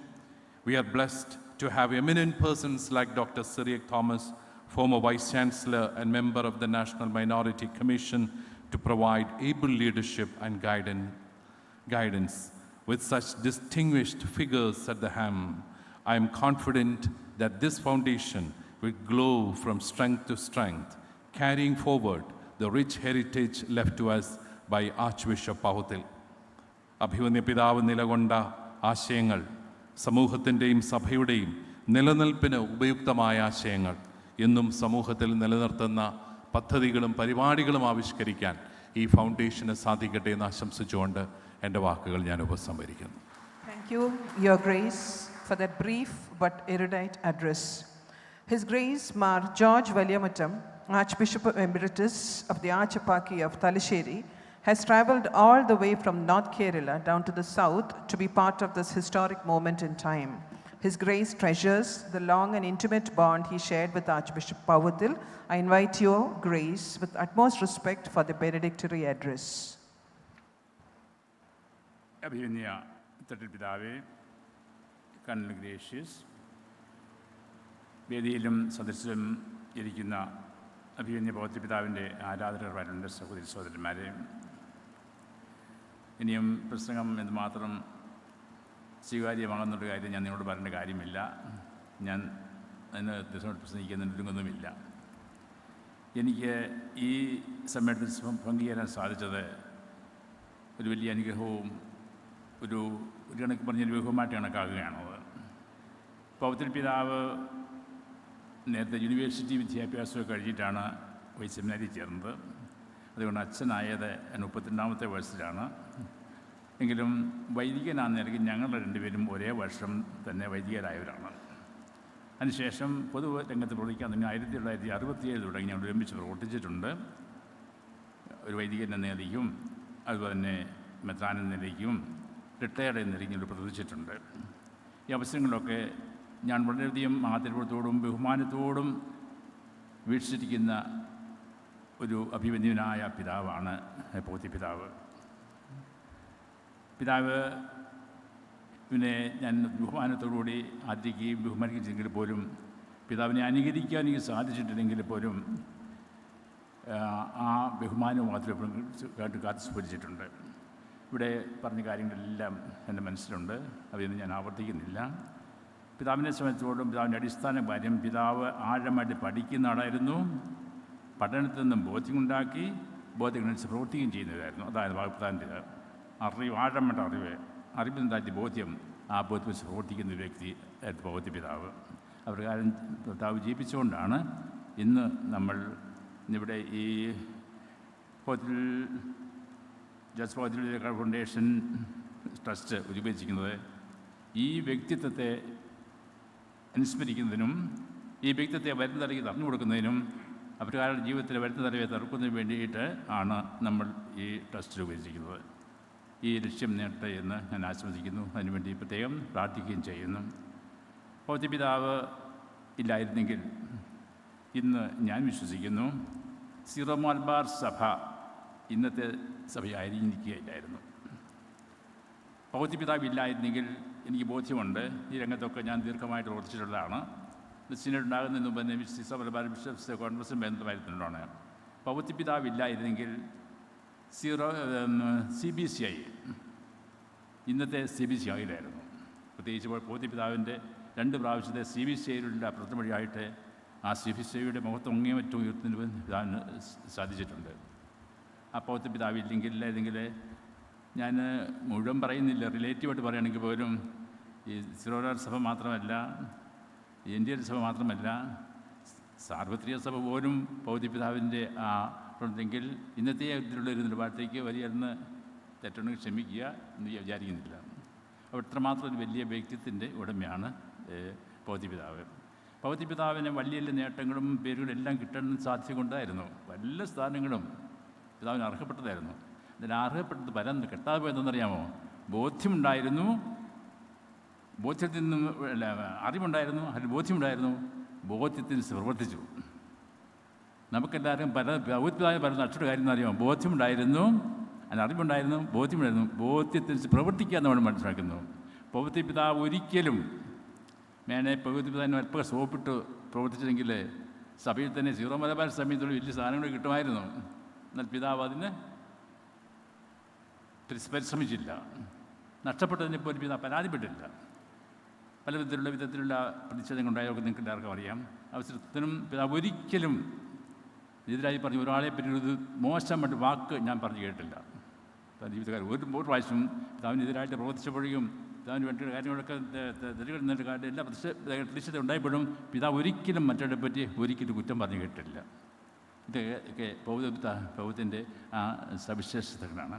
അപ്പോൾ തീർച്ചയായിട്ടും ഈ വിധത്തിലൊക്കെ പറയുമ്പോഴാണ് നമ്മുടെ പിന്നെ Benedict മാർപ്പാപ്പ zero Malabar സഭയുടെ corona എന്ന് വിളിച്ചെങ്കിൽ ആ ശേഷം തന്നെ ഓറിയൻ്റൽ ജം വിളിച്ചെങ്കിൽ ഒരു പക്ഷേ ഞാനും വിചാരിക്കുന്നു സീറോ മലബാറിനെ സംബന്ധിച്ചിടത്തോളം ഇന്നത്തെ അവസ്ഥയിലേക്ക് വന്ന റോമിനുള്ള ദേശമനുസരിച്ചിട്ട് നവീകരിക്കുന്നതിൻ്റെയും ആധുനികരിക്കുന്ന കാര്യത്തിലൊക്കെ മാർപ്പാപ്പ റോമിന് ആവശ്യപ്പെടാണ്. അത് പ്രവർത്തിച്ചതിൻ്റെ ഇടയ്ക്ക് ഈ പ്രവർത്തിച്ചതിൽ വലിയ നേതൃത്വം കൊടുത്ത് നമുക്ക് ഉത്തേജനം നൽകുന്നത് നമ്മുടെ കാർഡിനൽ ടിസ്റാങ്ങാണ്. നമുക്കറിയാം കാർഡിനൽ ടിസ്റാങ് പറഞ്ഞിട്ടുണ്ട്. ടിസ്റാങ് പറഞ്ഞു, ഞാൻ സീറോ മലബാർ സഭയെ സ്നേഹിക്കുന്നു എന്നുള്ള ഞാൻ സീറോസമിനെ പഠിച്ചിട്ട് എനിക്കറിയാമെന്ന് പറഞ്ഞത്. ഞാനൊരു സീറോ പൗത്യ പിതാവ് എന്നും ഇത് പറയാമെന്ന് എനിക്ക് തോന്നുന്നത്. ക്രിസ്തുവിനേക്കാൾ കൂടുതലായിട്ട് പൗത്യ പിതാവിന് സാധിക്കും. ഞാൻ സീറോ മലബാറിനെ സഭയെ സ്നേഹിക്കുന്നു, ത്യാഗം ചെയ്യുന്നു, എന്ന് ഉപേക്ഷിക്കാൻ തയ്യാറാണ് എങ്കിൽ എന്തുകൊണ്ടാണ് ഞാൻ സീറോ മലബാർ സഭയെ പൗത്യ സഭയെ എനിക്കറിയാമെന്നാണ്. അതിന് പ്രവചിച്ചൊരു വ്യക്തിത്വത്തിൻ്റെ ഉടമയാണ് പൗത്യ പിതാവ്. എത്ര മനോഹരമാണ് നോക്കിക്കേ, ഞാൻ പഠിച്ചു. അപ്പോൾ തന്നെ അതുപോലെ തന്നെയാണ് സീറോ ആ ക്ലാസ്മേറ്റ്സിൻ്റെ നമുക്കറിയാം. നമ്മുടെ മിഷൻ പ്രസാദത്തിൻ്റെ എല്ലാത്തിൻ്റെയും എല്ലാം ആരംഭക്കുറിച്ച് തലശ്ശേരി രൂപത അറിയാമല്ലോ. ആദ്യത്തെ മിഷൻ തലശ്ശേരി രൂപതയാണ്. അവിടെ നിന്നാണ് ഇന്ന് സാർവത്തിൽ ലോകം അടിക്കുന്നതാണ്. അതിൻ്റെ കാരണം എന്താണ്? കാർഡിനൽ ടിസ്റാങ്ങാണ്. അതിന് മുൻപ് പ്രവർത്തിച്ച വേറൊരു സഭാപിതാവ് ഉണ്ടായിരുന്നു, ഫാദർ ഫ്രാസിറ്റ്. ചങ്ങനാശ്ശേരിക്കൊന്നും ഫ്രാസിനെ പറയാൻ പറ്റിയില്ല. ഫാദർ പിതാവ് പറയും. അത് കഴിഞ്ഞാൽ പിന്നെ അവരോടോ അതിനെ കൂൺപാറ്റിക്കുന്നെങ്കിൽ ഞാൻ പറയും പൗത്യ പിതാവ് ഒരു ശിവപതി വരെ പ്രാശ്രയത്തിന് പിതാവെന്ന് വിളിക്കാനോ ഉണ്ടെങ്കിൽ പോലും അതിനേക്കാളും കൂടുതലായിട്ട് ഈ പൗത്യ പിതാവ് ഈ പറയാൻ സാധിക്കും. ഈ സഭ എനിക്കറിയാം സ്നേഹിച്ചു. പിതാവ് നൽകിയ നേതൃത്വം അതോടൊപ്പമാണ്. അതുകൊണ്ട് ഞാനൊരുത്തമല്ലെങ്കിൽ പോലും എനിക്ക് പൗത്യ പിതാവിൻ്റെ സ്ഥാനം കൊടുക്കുന്നവർക്കാണ് സീറോ പറയുന്നത് സഭാപിതാവ് എന്നുള്ള പേര് പൗത്യ പിതാവിന് കൊടുത്താൽ അതൊരിക്കലും അതിലധികം വേണമെന്ന് എനിക്ക് തോന്നുന്നില്ല. അപ്പോൾ ആ പിതാവിൻ്റെ വിശ്വസിക്കുന്നു. പിതാവിൻ്റെ പരിചയപ്പെടുന്നതിന് സാധിച്ചൊരു സന്തോഷമുണ്ട്. ഈ പിതാവിൻ്റെ വലിയ മാതൃക നമ്മുടെ ജീവിതത്തിൽ അനുകരിക്കുന്നതിന് നമുക്ക് പ്രത്യേകമായിട്ട് പരിശ്രമിക്കാം. അതുപോലെ തന്നെ ഈശോ പണ്ട് സിനഗോഗിൽ പഠിപ്പിക്കാൻ ചെന്നപ്പോഴേക്കും പ്രവാചകനായിട്ട് പ്രവാചകൻ പെണ്ണ് കൊടുത്തില്ലേ? അപ്പം പ്രവാചകൻ ശിശു വായിച്ചെന്നാണ്, കർത്താവിൻ്റെ ആത്മാവ് എൻ്റെ മേലുണ്ട്, ദരിദ്രരോട് സുവിശേഷം അറിയിക്കപ്പെടുന്നു. അതെല്ലാം പറയുന്നില്ല. കാഴ്ച മുതലെല്ലാം ശേഷം സാധനം പറഞ്ഞു, ദൈവരാജ്യം പ്രസംഗിക്കാനാണ് ഞാൻ വന്നിരിക്കുന്നത്. ഈശോ പറഞ്ഞു ഇതെല്ലാം ഇതാ നിറവേറിയിരിക്കുന്നതെന്ന്. അപ്പോൾ ഓരോ വൈദികൻ്റെയും ഓരോ ക്രിസ്ത്യാനിറ്റിയിലാണ് ഈശോയിൽ നിറവേറി നമ്മൾ നിറവേറ്റലാണ്. ഞാൻ വിചാരിക്കുകയാണ് പൗത്യ പിതാവിന് ഈ ബഹുമാനം കൊടുക്കുമ്പോഴേക്കും ഈ പ്രസ്ഥാനം ആരംഭിക്കുമ്പോഴേക്കും പൗത്യ പിതാവിന് സാധിക്കും കർത്താവിൻ്റെ ആത്മാവിൻ്റെ അവരുണ്ട്. ആത്മാവ് പൗത്യ പിതാവുണ്ടായിരുന്നു. ആ ആത്മാവ് എന്തിനയച്ചത്? ദരിദ്രർക്ക് സുവിശേഷം പ്രസംഗിക്കാനാണ്. ആ സുവിശേഷമാണ് അന്തർക്ക് കാഴ്ച നൽകുക. ആ സുവിശേഷമാണ് ദൈവത്തിസ്കാര്യം വത്സരം പ്രസംഗിക്കാൻ വേണ്ടിയിട്ടാണ്, ദൈവരാജ്യം പ്രസംഗിക്കാൻ വേണ്ടിയിട്ടാണ്. അതുകൊണ്ടാണ് സഭയുടെ അർത്ഥം പഠിപ്പിക്കുക, വിശദീകരിക്കുക, നയിക്കുക എന്നുള്ളതാണ്. ആ ദൗത്യമെല്ലാം പൗത്യ പിതാവ് കൃത്യമായി നിർവഹിച്ചു, പഠിപ്പിച്ചു, അതുതന്നെ വിശദീകരിച്ചു. വിശ്രുവാന വഴിയായിട്ട്, ലിറ്ററി വഴിയായിട്ട് നയിച്ചു. പിതാവിൻ്റെ പ്രവർത്തനങ്ങൾ, പിതാവ് ഈ രൂപത്തിൽ ചെയ്ത എല്ലാ കാര്യങ്ങളുണ്ടല്ലോ പിതാവ് വെച്ച് നയിച്ചതിൻ്റെ അടയാളമാണ്. ഈ സ്ഥാപനമൊക്കെ അതിൻ്റെ അടയാളമാണ്. അപ്പോൾ അങ്ങനെ വരുമ്പോഴും ഈ പൗത്യ പിതാവ് പറയാൻ പറ്റും ഇതെല്ലാം നിറവേറിയിരിക്കുന്നു. കൊണ്ട് ഇത്രമാത്രം വലിയൊരു മാതൃകത നൽകുന്ന പൗത്യ പിതാവിന് നല്ല ജീവിതത്തിൽ നിന്ന് പറയാം. പൗത്യത്തിന് നൽകിയ പൗത്യ കുടുംബത്തിന് വിളിക്കാം. ഈ പിതാവിന് നൽകിയ ചങ്ങനാശ്ശേരി അതിരൂപതയെ നമുക്ക് വിഭാവനം ശ്രദ്ധിക്കാം. ഈ പിതാവിനോട് എത്ര സ്നേഹത്തോടും പിതാവിനെ അനുകരിക്കുവാനായിട്ട്, അത് ഈ ചൈതന്യം മറ്റു കൊടുക്കുവാനായിട്ട് ഈ പൗത്തിൽ ഫൗണ്ടേഷൻ ട്രസ്റ്റിന് കാണപ്പെട്ടെ എന്നും എൻ്റെ കുറിച്ച് എല്ലാവരും അഭിനന്ദിച്ചുകൊണ്ട് എൻ്റെ വാക്കുകൾ സമർപ്പിക്കുന്നു. ദൈവം അനുഗ്രഹിക്കട്ടെ. അഭിവന്യ പിതാവിൻ്റെ സ്നേഹം തുളുമ്പുന്ന വാക്കുകൾക്ക് ആദരവോടെ നന്ദി. Professor Dr. Jansi James holds the singular honor of being the first woman Vice-Chancellor of Mahatma Gandhi University, Kottayam, and the founder Vice-Chancellor of the Central University of Kerala. A distinguished and accomplished female presence on the educational and cultural scene in the state, Dr. Jansi James shared a special bond with Archbishop Joseph Powathil. I'm delighted and honored to welcome you, Madam, to offer felicitations.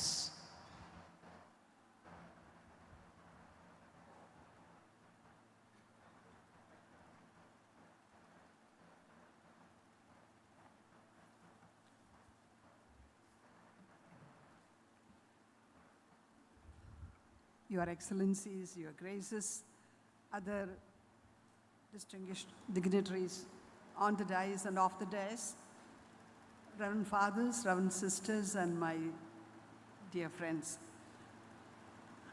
At the very outset, let me thank His Grace, Ma Thomas Padiyat, for giving me an opportunity to be here on this memorable occasion, sharing memories of the crown of the Catholic Church.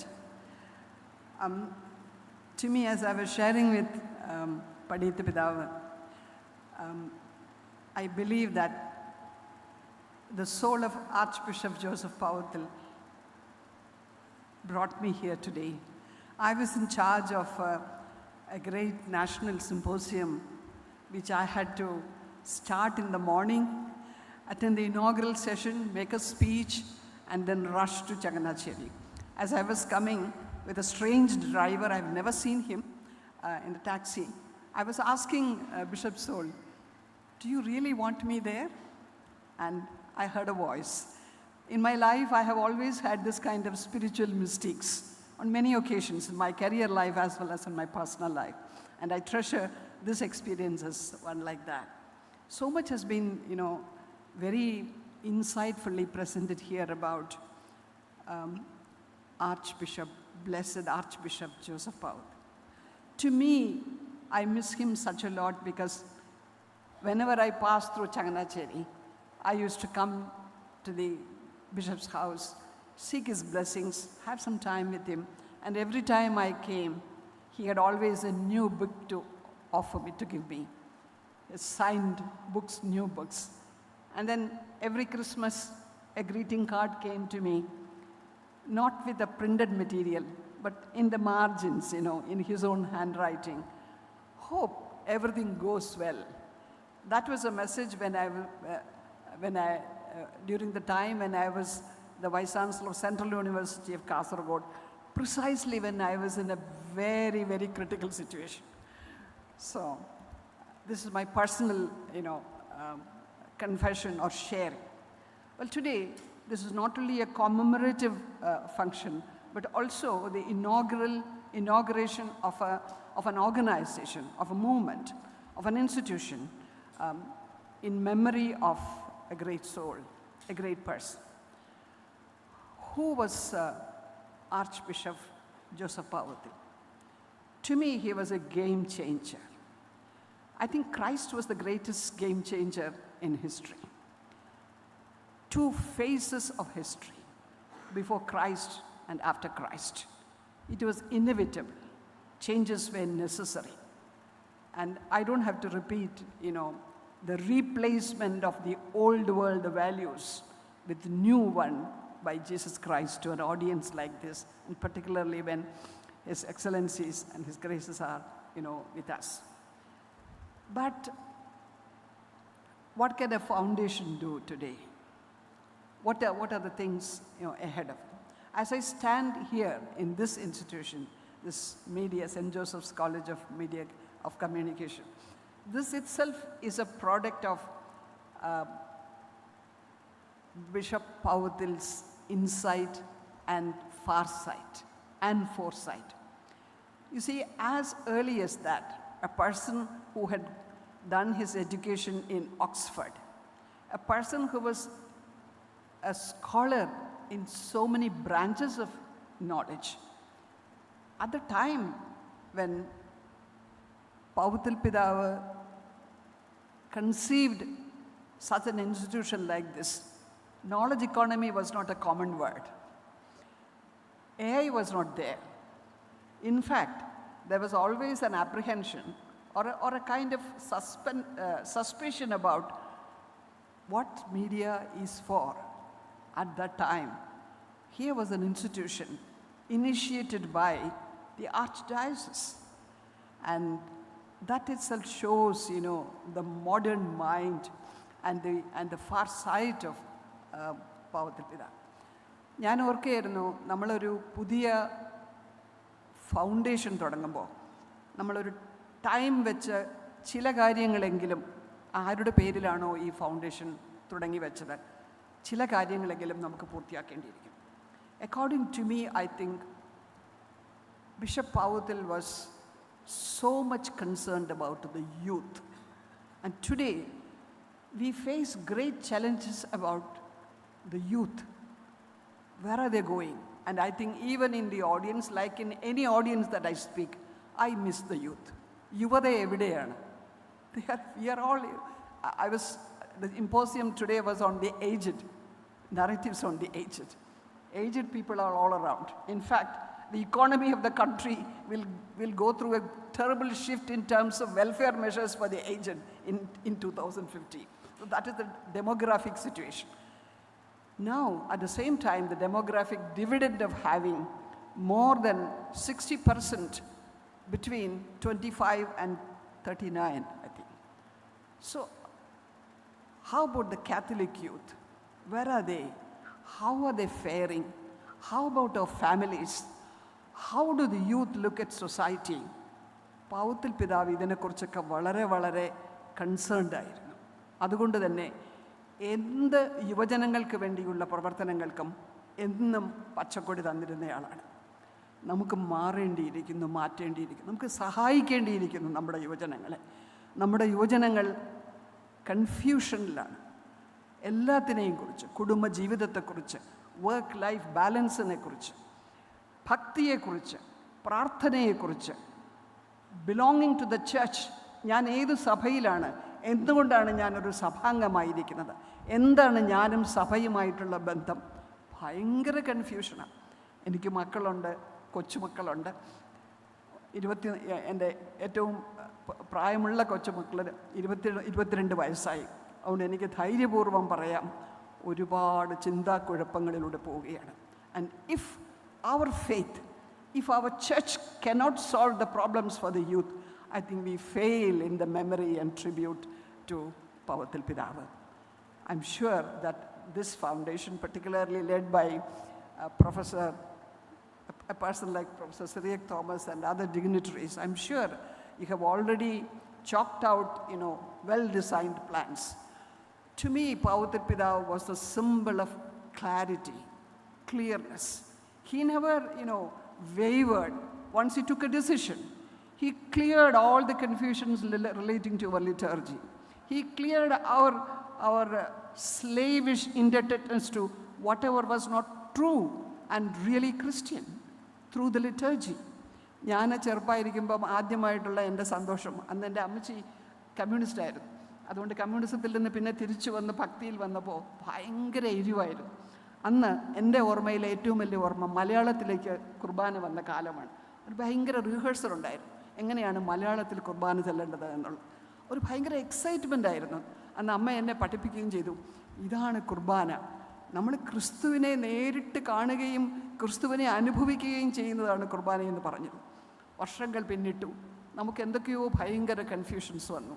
പക്ഷെ ലിറ്റർജിയിൽ clarity തന്നത്, തനിമ തന്നത്, സ്വത്വം തന്നത്, ഇതാണ് നമ്മുടെ കുർബാന. ഇതിനു ചുറ്റുമാണ് നമ്മുടെ ജീവിതം, നമ്മളുടെ ഫെയ്ത്ത്, നമ്മളുടെ സെൻസ് ഓഫ് ബിലോങ്ങിങ് എല്ലാം ഇവിടെയാണ്. അത് ഉണ്ടാക്കുവാൻ പറ്റുന്ന ലിറ്റർജിയും ഭാഷയും അല്ലെങ്കിൽ പിന്നെ എന്തു പ്രാർത്ഥന, എന്തു കുർബാന? This was very clear to Powathil Pidav. And I think generations ought to be thankful to Powathil Pidav for doing this great service to clarifying and establishing a liturgy. I'm just closing, but one thing I would like to leave as a, not as a message, but as a sharing of idea, which is that പൗത്ത്യപിതാവ് വലിയ എന്താ പരിഷ്കർത്താവോ ആധുനികനോ ഒക്കെ ആണെന്ന് ഞാൻ പറഞ്ഞു കഴിഞ്ഞാൽ അത് ഞാൻ നുണ പറയുകയാണ്, എക്സാജറേഷൻ ചെയ്യാന്ന് പറയും. പക്ഷെ ഡെഫിനറ്റ്ലി പൗത്ത്യൽ പിതാവ് was concerned about the future and the need for empowerment of women. നമ്മുടെ സഭയ്ക്ക് പ്രത്യേകിച്ച് ഡെമോഗ്രഫിയും കൂടെ എടുക്കുമ്പോഴത്തേക്കും കോളേജുകളിൽ പോകുക, ഏതു സ്ഥാപനങ്ങളിലും പോകുക, the gender ratio is in favor of women. All the more reason why the church has to give specific support and specific importance and significance to the problems of women. നമുക്കറിയാം, നമ്മുടെ മക്കൾക്ക് വിവാഹം കഴിക്കാൻ ഇഷ്ടമില്ല, നമ്മുടെ പുത്രന്മാർക്ക് ഈ തലമുറ തുടരണമെന്ന് ആഗ്രഹമില്ല. ഇതൊക്കെ ഭയങ്കര പരാജയങ്ങളല്ലേ? നമുക്കിതിന് നേരെ കണ്ണടയ്ക്കാനാവുമോ? എന്തുകൊണ്ട് സ്വാതന്ത്ര്യവും സ്വന്തമായി കിട്ടുന്ന വരുമാനവും ഇത്ര ഭയങ്കരമായ അട്രാക്ഷനായി കുടുംബം വേണ്ട എന്ന് തീരുമാനിക്കാൻ ഞായറാഴ്ചകളിൽ പള്ളിയിൽ പോയി കുർബാന കാണുകയും കുമ്പസാരിക്കുകയും അൾത്താരയുടെ മുമ്പിൽ നിന്ന് വിവാഹിതരാകുകയും ഒക്കെ ചെയ്യുന്നവർ എന്തുകൊണ്ടാണ് കുടുംബജീവിതത്തെ തള്ളിപ്പറയുന്നത് സ്വാതന്ത്ര്യത്തിനു വേണ്ടി? Is there a choice between freedom and family? അങ്ങനെ ഉണ്ടെങ്കിൽ I think as church we have to solve it. We have to say powerfully. നമ്മുടെ ഫൗണ്ടേഷൻ്റെ കാര്യം പറയുമ്പോൾ ഫൗണ്ടേഷന് ചെയ്യാനില്ലാത്ത ഒരു ജോലിയുമില്ല പൗത്ത്യപിതാവിനെ ഓർക്കുമ്പോഴതാണ്. പക്ഷേ I think concentrating on two, one is the youth and the second is demographically speaking, gender ratio speaking, more in favor of women. ആയതുകൊണ്ട് തന്നെ ഇത് രണ്ടും ഇവിടെ ഞാൻ ഇതിൻ്റെ എയിംസ് വായിച്ചപ്പോൾ കേട്ടു, ഒരു ചെയർ സ്ഥാപിക്കാൻ മഹാത്മാഗാന്ധി യൂണിവേഴ്സിറ്റിയോട് ചോദിക്കണമെന്ന്. ചെയറുകളുടെ കണക്കില്ലായ്മയാണ് എല്ലാ യൂണിവേഴ്സിറ്റികളിലും. പക്ഷെ പല ചെയറുകളും എട്ടുകാലി വല പിടിച്ച് കിടക്കുകയാണ്, most of them. But this should not be. Cyriac Thomas സാറുള്ളപ്പോൾ പേടിക്കേണ്ട കാര്യമില്ല. But even the Christian chair in Mahatma Gandhi University is not exactly doing what it ought to do because of certain limitations. This is also a time when the term Christian is mentioned, people raise their eyebrows. So I hope all those raising of eyebrows would be cleared by this foundation. I'm so happy that, I'm so happy that such a foundation could be initiated. I congratulate the organizers for initiating such a wonderful effort towards living out, immortalizing the memory of the crown of the church, the great soul, Archbishop Joseph Powathil. Thank you very much. Thank you, ma'am, for this lovely and relevant message. Professor Dr. Murali Vallabhan, the first secretary of the Inter-Religious Fellowship Foundation, is a distinguished economist and much sought-after resource person in environmental awareness and education, sustainable development, Indian culture, eco-spirituality, and corporate social responsibility. He is reputed nationally and internationally. I am honored to invite you to offer felicitations, dear sir.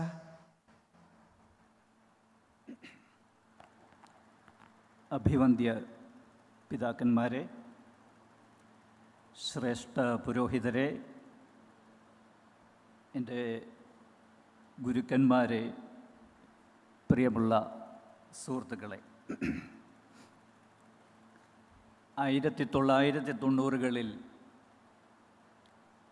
ഞാൻ ഇതിൻ്റെ അടുത്ത Changanassery NSS കോളേജിലെ ഒരു അധ്യാപകനായിട്ട് ജോലി ചെയ്യുകയായിരുന്നു. പലായിൽ നിന്നുള്ള വിദ്യാഭ്യാസത്തിൽ അന്ന് ഞങ്ങൾക്ക് കുട്ടികൾക്ക് മാർഗദർശനം നൽകാൻ എപ്പോഴും ഉണ്ടായിരുന്നത് ഡോക്ടർ സിറിക് തോമസ് സാറാണ്. സിറിക് തോമസ് സാറിൻ്റെ നേതൃത്വത്തിൽ തന്നെയാണ് അന്ന് പൗവത്തിൽ പിതാവിൻ്റെ അനുഗ്രഹാശിസ്സുകളോടുകൂടി ഒരു റിലീജിയസ് ഫൗണ്ടേഷൻ, അത് സമന്വയം എന്ന വാക്കാണ് അന്ന് മഹാനായിരുന്ന MP മന്മഥൻ സാർ അന്ന് ഞങ്ങളോടൊപ്പം ഉണ്ടായിരുന്നു. അഴീക്കോട് സാർ ഉണ്ടായിരുന്നു, സുഗതകുമാരി ടീച്ചർ ഉണ്ടായിരുന്നു, MT വാസുദേവൻ നായർ വന്നിട്ടുണ്ട്. കേരളത്തിൽ അന്ന് തലയെടുപ്പുള്ള സാംസ്കാരിക നായകന്മാരെല്ലാം, വ്യക്തിത്വങ്ങളെല്ലാം ഒത്തുകൂടുന്ന ഒരു വേദിയായിരുന്നു അന്ന് ഈ റിലീജിയസ് ഫൗണ്ടേഷൻ്റേത്. ചങ്ങനാശ്ശേരിയിൽ വെച്ചും പാലായിൽ വെച്ചും എനിക്കൊന്ന് ചില മീറ്റിങ്ങുകൾ കാഞ്ഞിരപ്പള്ളിയിൽ വെച്ചുമൊക്കെ നടത്തിയിട്ടുണ്ട്. അന്ന് മീറ്റിങ്ങുകളിൽ ഹിന്ദുക്കളുടെ പ്രാർത്ഥനയും ക്രൈസ്തവ പ്രാർത്ഥനയും അതേപോലെ തന്നെ ഇസ്ലാമിക് പ്രാർത്ഥനകളും ഒക്കെ ഏക മനസ്സോടുകൂടി ഞങ്ങൾ കേട്ടിരുന്നത് ഓർക്കുന്നു. അന്നതൊക്കെ ഞങ്ങൾ ചെറുപ്പക്കാരായിരുന്നപ്പോൾ ഇതൊക്കെ ഒരു പരീക്ഷണമായിട്ടാണ് കരുതിയിരുന്നത്. പക്ഷെ ഞാനിപ്പോൾ പറയുന്നു, 2026 ഫെബ്രുവരി മാസം 21 തീയതി ഇവിടെ നിൽക്കുമ്പോൾ അന്ന് ചെയ്ത പരീക്ഷണങ്ങളുടെ അനുഭവം ഒരു വ്യക്തി എന്നുള്ള നിലയിൽ കഴിഞ്ഞ 7 വർഷമായി ഞാൻ അനുഭവിച്ചു കൊണ്ടിരിക്കുന്നത് മരിയൻ കോളേജിൽ നിന്നാണ്. എന്തൊക്കെയാണോ അന്ന് തത്വങ്ങളിൽ പറഞ്ഞിരുന്നത്, യഥാർത്ഥ റിലീജിയസ് ഹാർമണി എന്താണ് എന്ന് അനുഭവവേദ്യമായി കൊണ്ടിരിക്കുന്നത് ഇപ്പോഴാണ്. ബോബീസിന് ഇവിടെ ഇരിപ്പുണ്ട്.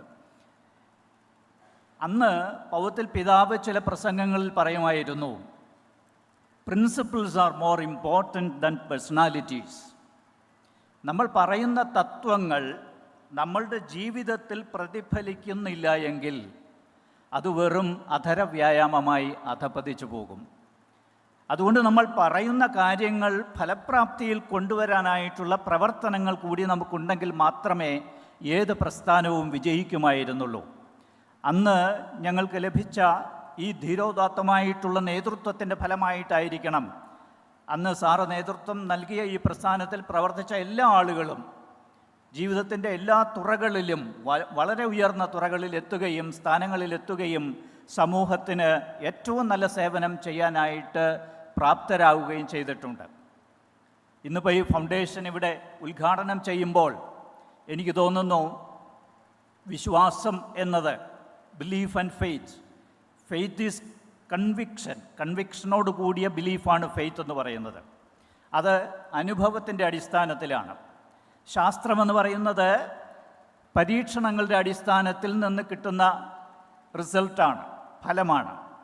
ഇന്നിപ്പോൾ വിശ്വാസികൾ തമ്മിലുള്ള ഒരു സംഘർഷത്തേക്കാൾ എനിക്ക് തോന്നുന്നു അടിസ്ഥാനപരമായിട്ട് വിശ്വാസികളും അവിശ്വാസികളും തമ്മിലുള്ള ഒരന്തരം, അതായിരിക്കും കൂടുതൽ നമ്മൾ ഗൗരവത്തോടുകൂടി സമീപിക്കേണ്ടത്. ഏത് വിശ്വാസമാണെങ്കിലും നമുക്കെല്ലാം ഈശ്വരനുള്ള വിശ്വാസം എന്നുള്ളത് ഒരു പൊതുധാരണയാണ്, കോമൺ ഫാക്ടറാണ്, പൊതു ഘടകമാണ്. പക്ഷെ വിശ്വാസം ഇല്ലാത്ത ഒരാൾ ശാസ്ത്രത്തിൻ്റെ പിൻബലത്തോടു കൂടി വരുമ്പോൾ എങ്ങനെയാണ് ശാസ്ത്രം പോലും ഒരു വിശ്വാസത്തിൽ അധിഷ്ഠിതമായിരിക്കുന്നത് എന്നും കൂടി നമ്മൾ ആലോചിക്കേണ്ട ഒരു സമയമാണ്. ഫൗണ്ടേഷൻ്റെ ഭാവി പ്രവർത്തനങ്ങളിൽ ഈ വക കാര്യങ്ങൾ കൂടി വളരെ ഗൗരവമായിട്ട് സൂക്ഷ്മദൃഷ്ടിയോടുകൂടി ഗഹനമായിട്ടുള്ള പഠനങ്ങൾ കൂടി നടത്തുന്നത് ഏറ്റവും ഉചിതമായിരിക്കും എന്നെനിക്ക് തോന്നുന്നു. എങ്കിൽ മാത്രമേ പൗവത്തിൽ പിതാവിനോട് നമുക്ക് നീതി പുലർത്താൻ സാധിക്കുകയുള്ളൂ. ഏതായാലും ഇത്തരുണത്തിൽ ഞങ്ങളുടെ അന്നത്തെ റിലീജിയസ് ഫൗണ്ടേഷൻ്റെ ഓർമ്മകളൊക്കെ അന്ന് പൗവത്തിൽ പിതാവ് കടന്നുപോയ, അദ്ദേഹം നടന്നുപോയ പാതയിലെ ചില ധൂളികൾ, ചില മൺതരികൾ ഇപ്പോഴും എൻ്റെ ശരീരത്തിൽ എവിടെയോ ഉണ്ട് എന്ന് തോന്നുന്നു. കാരണം വളരെ ഗൗരവമായിട്ട് വിഷയങ്ങളെ കാണുകയും താത്വികമായിട്ട് അവലോകനം ചെയ്യുകയും അതിൻ്റെ പ്രായോഗിക മാർഗങ്ങളെക്കുറിച്ച് പറഞ്ഞു തരികയും ചെയ്തതിൻ്റെ ഫലമായിട്ട് ഞങ്ങൾക്ക് ഏറ്റവും കൂടുതൽ പ്രയോജനപ്രദമായിട്ടുള്ളൊരു സംഘടനയായിരുന്നു. ഇനിയും അതിൻ്റെ പ്രവർത്തനങ്ങൾ വളരെ ശുഭോദാർക്കമായിട്ട് മുമ്പോട്ട് പോകട്ടെ എന്ന് മാത്രം ഈ അവസരത്തിൽ ആശംസിച്ചുകൊണ്ട് എന്നെ ഇതിന് ക്ഷണിച്ചതിൻ്റെ ഭാരവാഹികളോട് നന്ദിയും അർപ്പിച്ചുകൊണ്ട് എൻ്റെ ചെറിയ വാക്കുകൾ ഉപസംഹരിച്ചുകൊള്ളുന്നു. ജയ് ഹിന്ദ്. പ്രൗഢമായ വാക്കുകൾക്ക് നന്ദി ബഹുമാനപ്പെട്ട sir.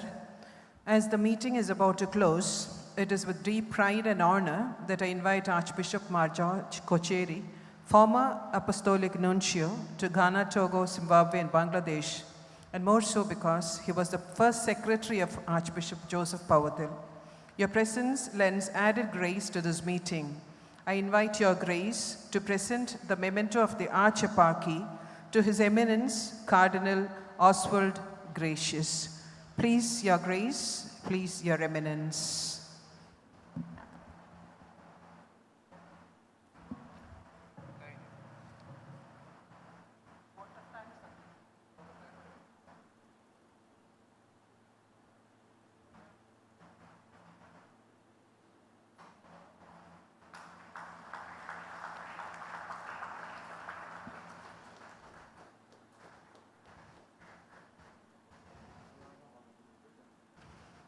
Thank you, Your Grace. Thank you, Your Eminence. I invite Professor Dr. P.J. Thomas, the Secretary of AJPF, to formally thank this august gathering. Your Beatitude, Your Eminence, Your Grace, Your Excellencies, other distinguished speakers on the dais, and most respected participants for the day. പൊതുവെ നന്ദി announce ചെയ്യുമ്പോൾ എല്ലാവരുടെയും മുഖത്തൊരു സന്തോഷവും ഒരു ആശ്വാസവുമാണ് കാണാറുള്ളത്. പക്ഷേ വിഷയം പൗവത്തിൽ പിതാവ് ആയതുകൊണ്ടാണെന്ന് തോന്നുന്നു ഇപ്പോഴും എല്ലാവരും ഇനിയും ഒരു മണിക്കൂറൂടെ കേൾക്കാൻ സന്നദ്ധരായ മുഖങ്ങളുമായിട്ടാണ് ഇരിക്കുന്നത്. എങ്കിൽ പോലും നിങ്ങളുടെ അനുവാദത്തോടു കൂടി ഈ ഗംഭീര സദസ്സിന്, ഗംഭീര സമ്മേളനത്തിന് ഞാൻ നന്ദിയുടെ ചില വാക്കുകൾ പറഞ്ഞുകൊള്ളട്ടെ. ആദ്യമേ തന്നെ ഞാനും ഒരു പൗവത്തിൽ സ്കൂൾ എന്നുണ്ടെങ്കിൽ ആ സ്കൂളിൽ പഠിച്ച ആളാണ്. എന്നെയും പിതാവ് ഒത്തിരി സ്വാധീനിച്ചിട്ടുണ്ട്. ആ കടപ്പാട് ഞാൻ വളരെ സന്തോഷം അറിയിക്കുകയാണ്.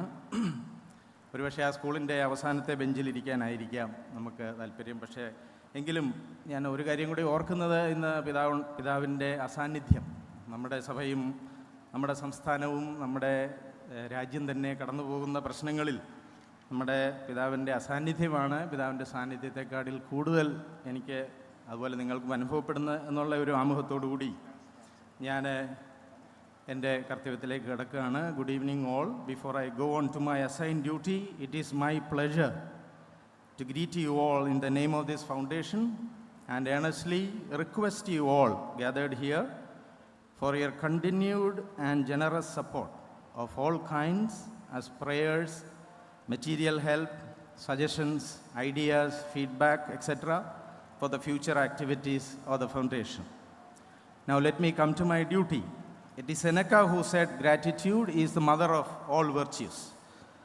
For Pope Francis, thank you is a magical expression for healthy and respectful relationships and a happy and healthy society.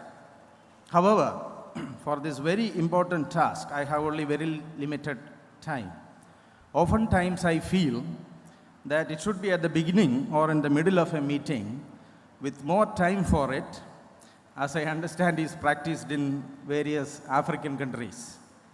So I do this with an apology in the beginning that I may not be able to adequately thank everyone as they deserve.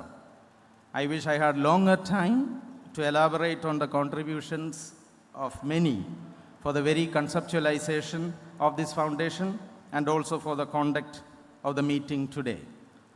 But being sensible to the limitation of time primarily, let me be brief. First of all, let's offer our deep felt gratitude to His Beatitude, Mar Raphael Thutil, for being kind to preside over this function and also launch the website of the foundation. Thank you, Your Beatitude. His Eminence, special gratitude to His Eminence, Cardinal George Kuvakad, for his warm message in his absence. His Eminence Cardinal Oswald Gracious was so generous to inaugurate this gathering and deliver the inaugural address.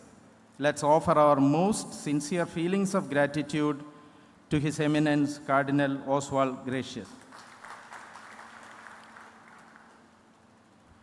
Now let me also thank His Grace Mar George Kocheri for his grand presence here today and also for obliging to hand over the memento to the guest of honor.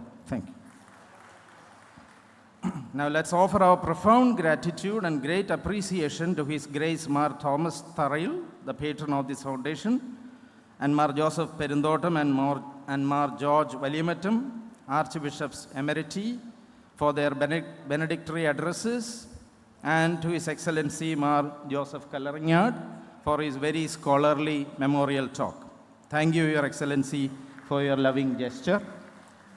Mar Thomas Padiyat is the first settler, the coordinator, and the main force behind this trust. Let's offer our most sincere thanks to His Excellency for his elaborate introduction to the foundation objectives. Let's now thank Dr. Jansi James and Professor Sri Murali Vallabhan for their felicitations, and Dr. Cyriac Thomas, the chairperson of the foundation, for welcoming the gathering. Next, I thank all of you, dear distinguished participants, for your cooperation. Let me also thank the media representatives, trust members, students and faculty from Media Village, St. Thomas Hospital for their sincere services. Now also thank Vicar Generals from various dioceses. Let me acknowledge the special presence of retired Justice Anthony Dominic in the audience, our MLA Joe Michael, our Municipal Chairperson Jomi, and all other distinguished participants.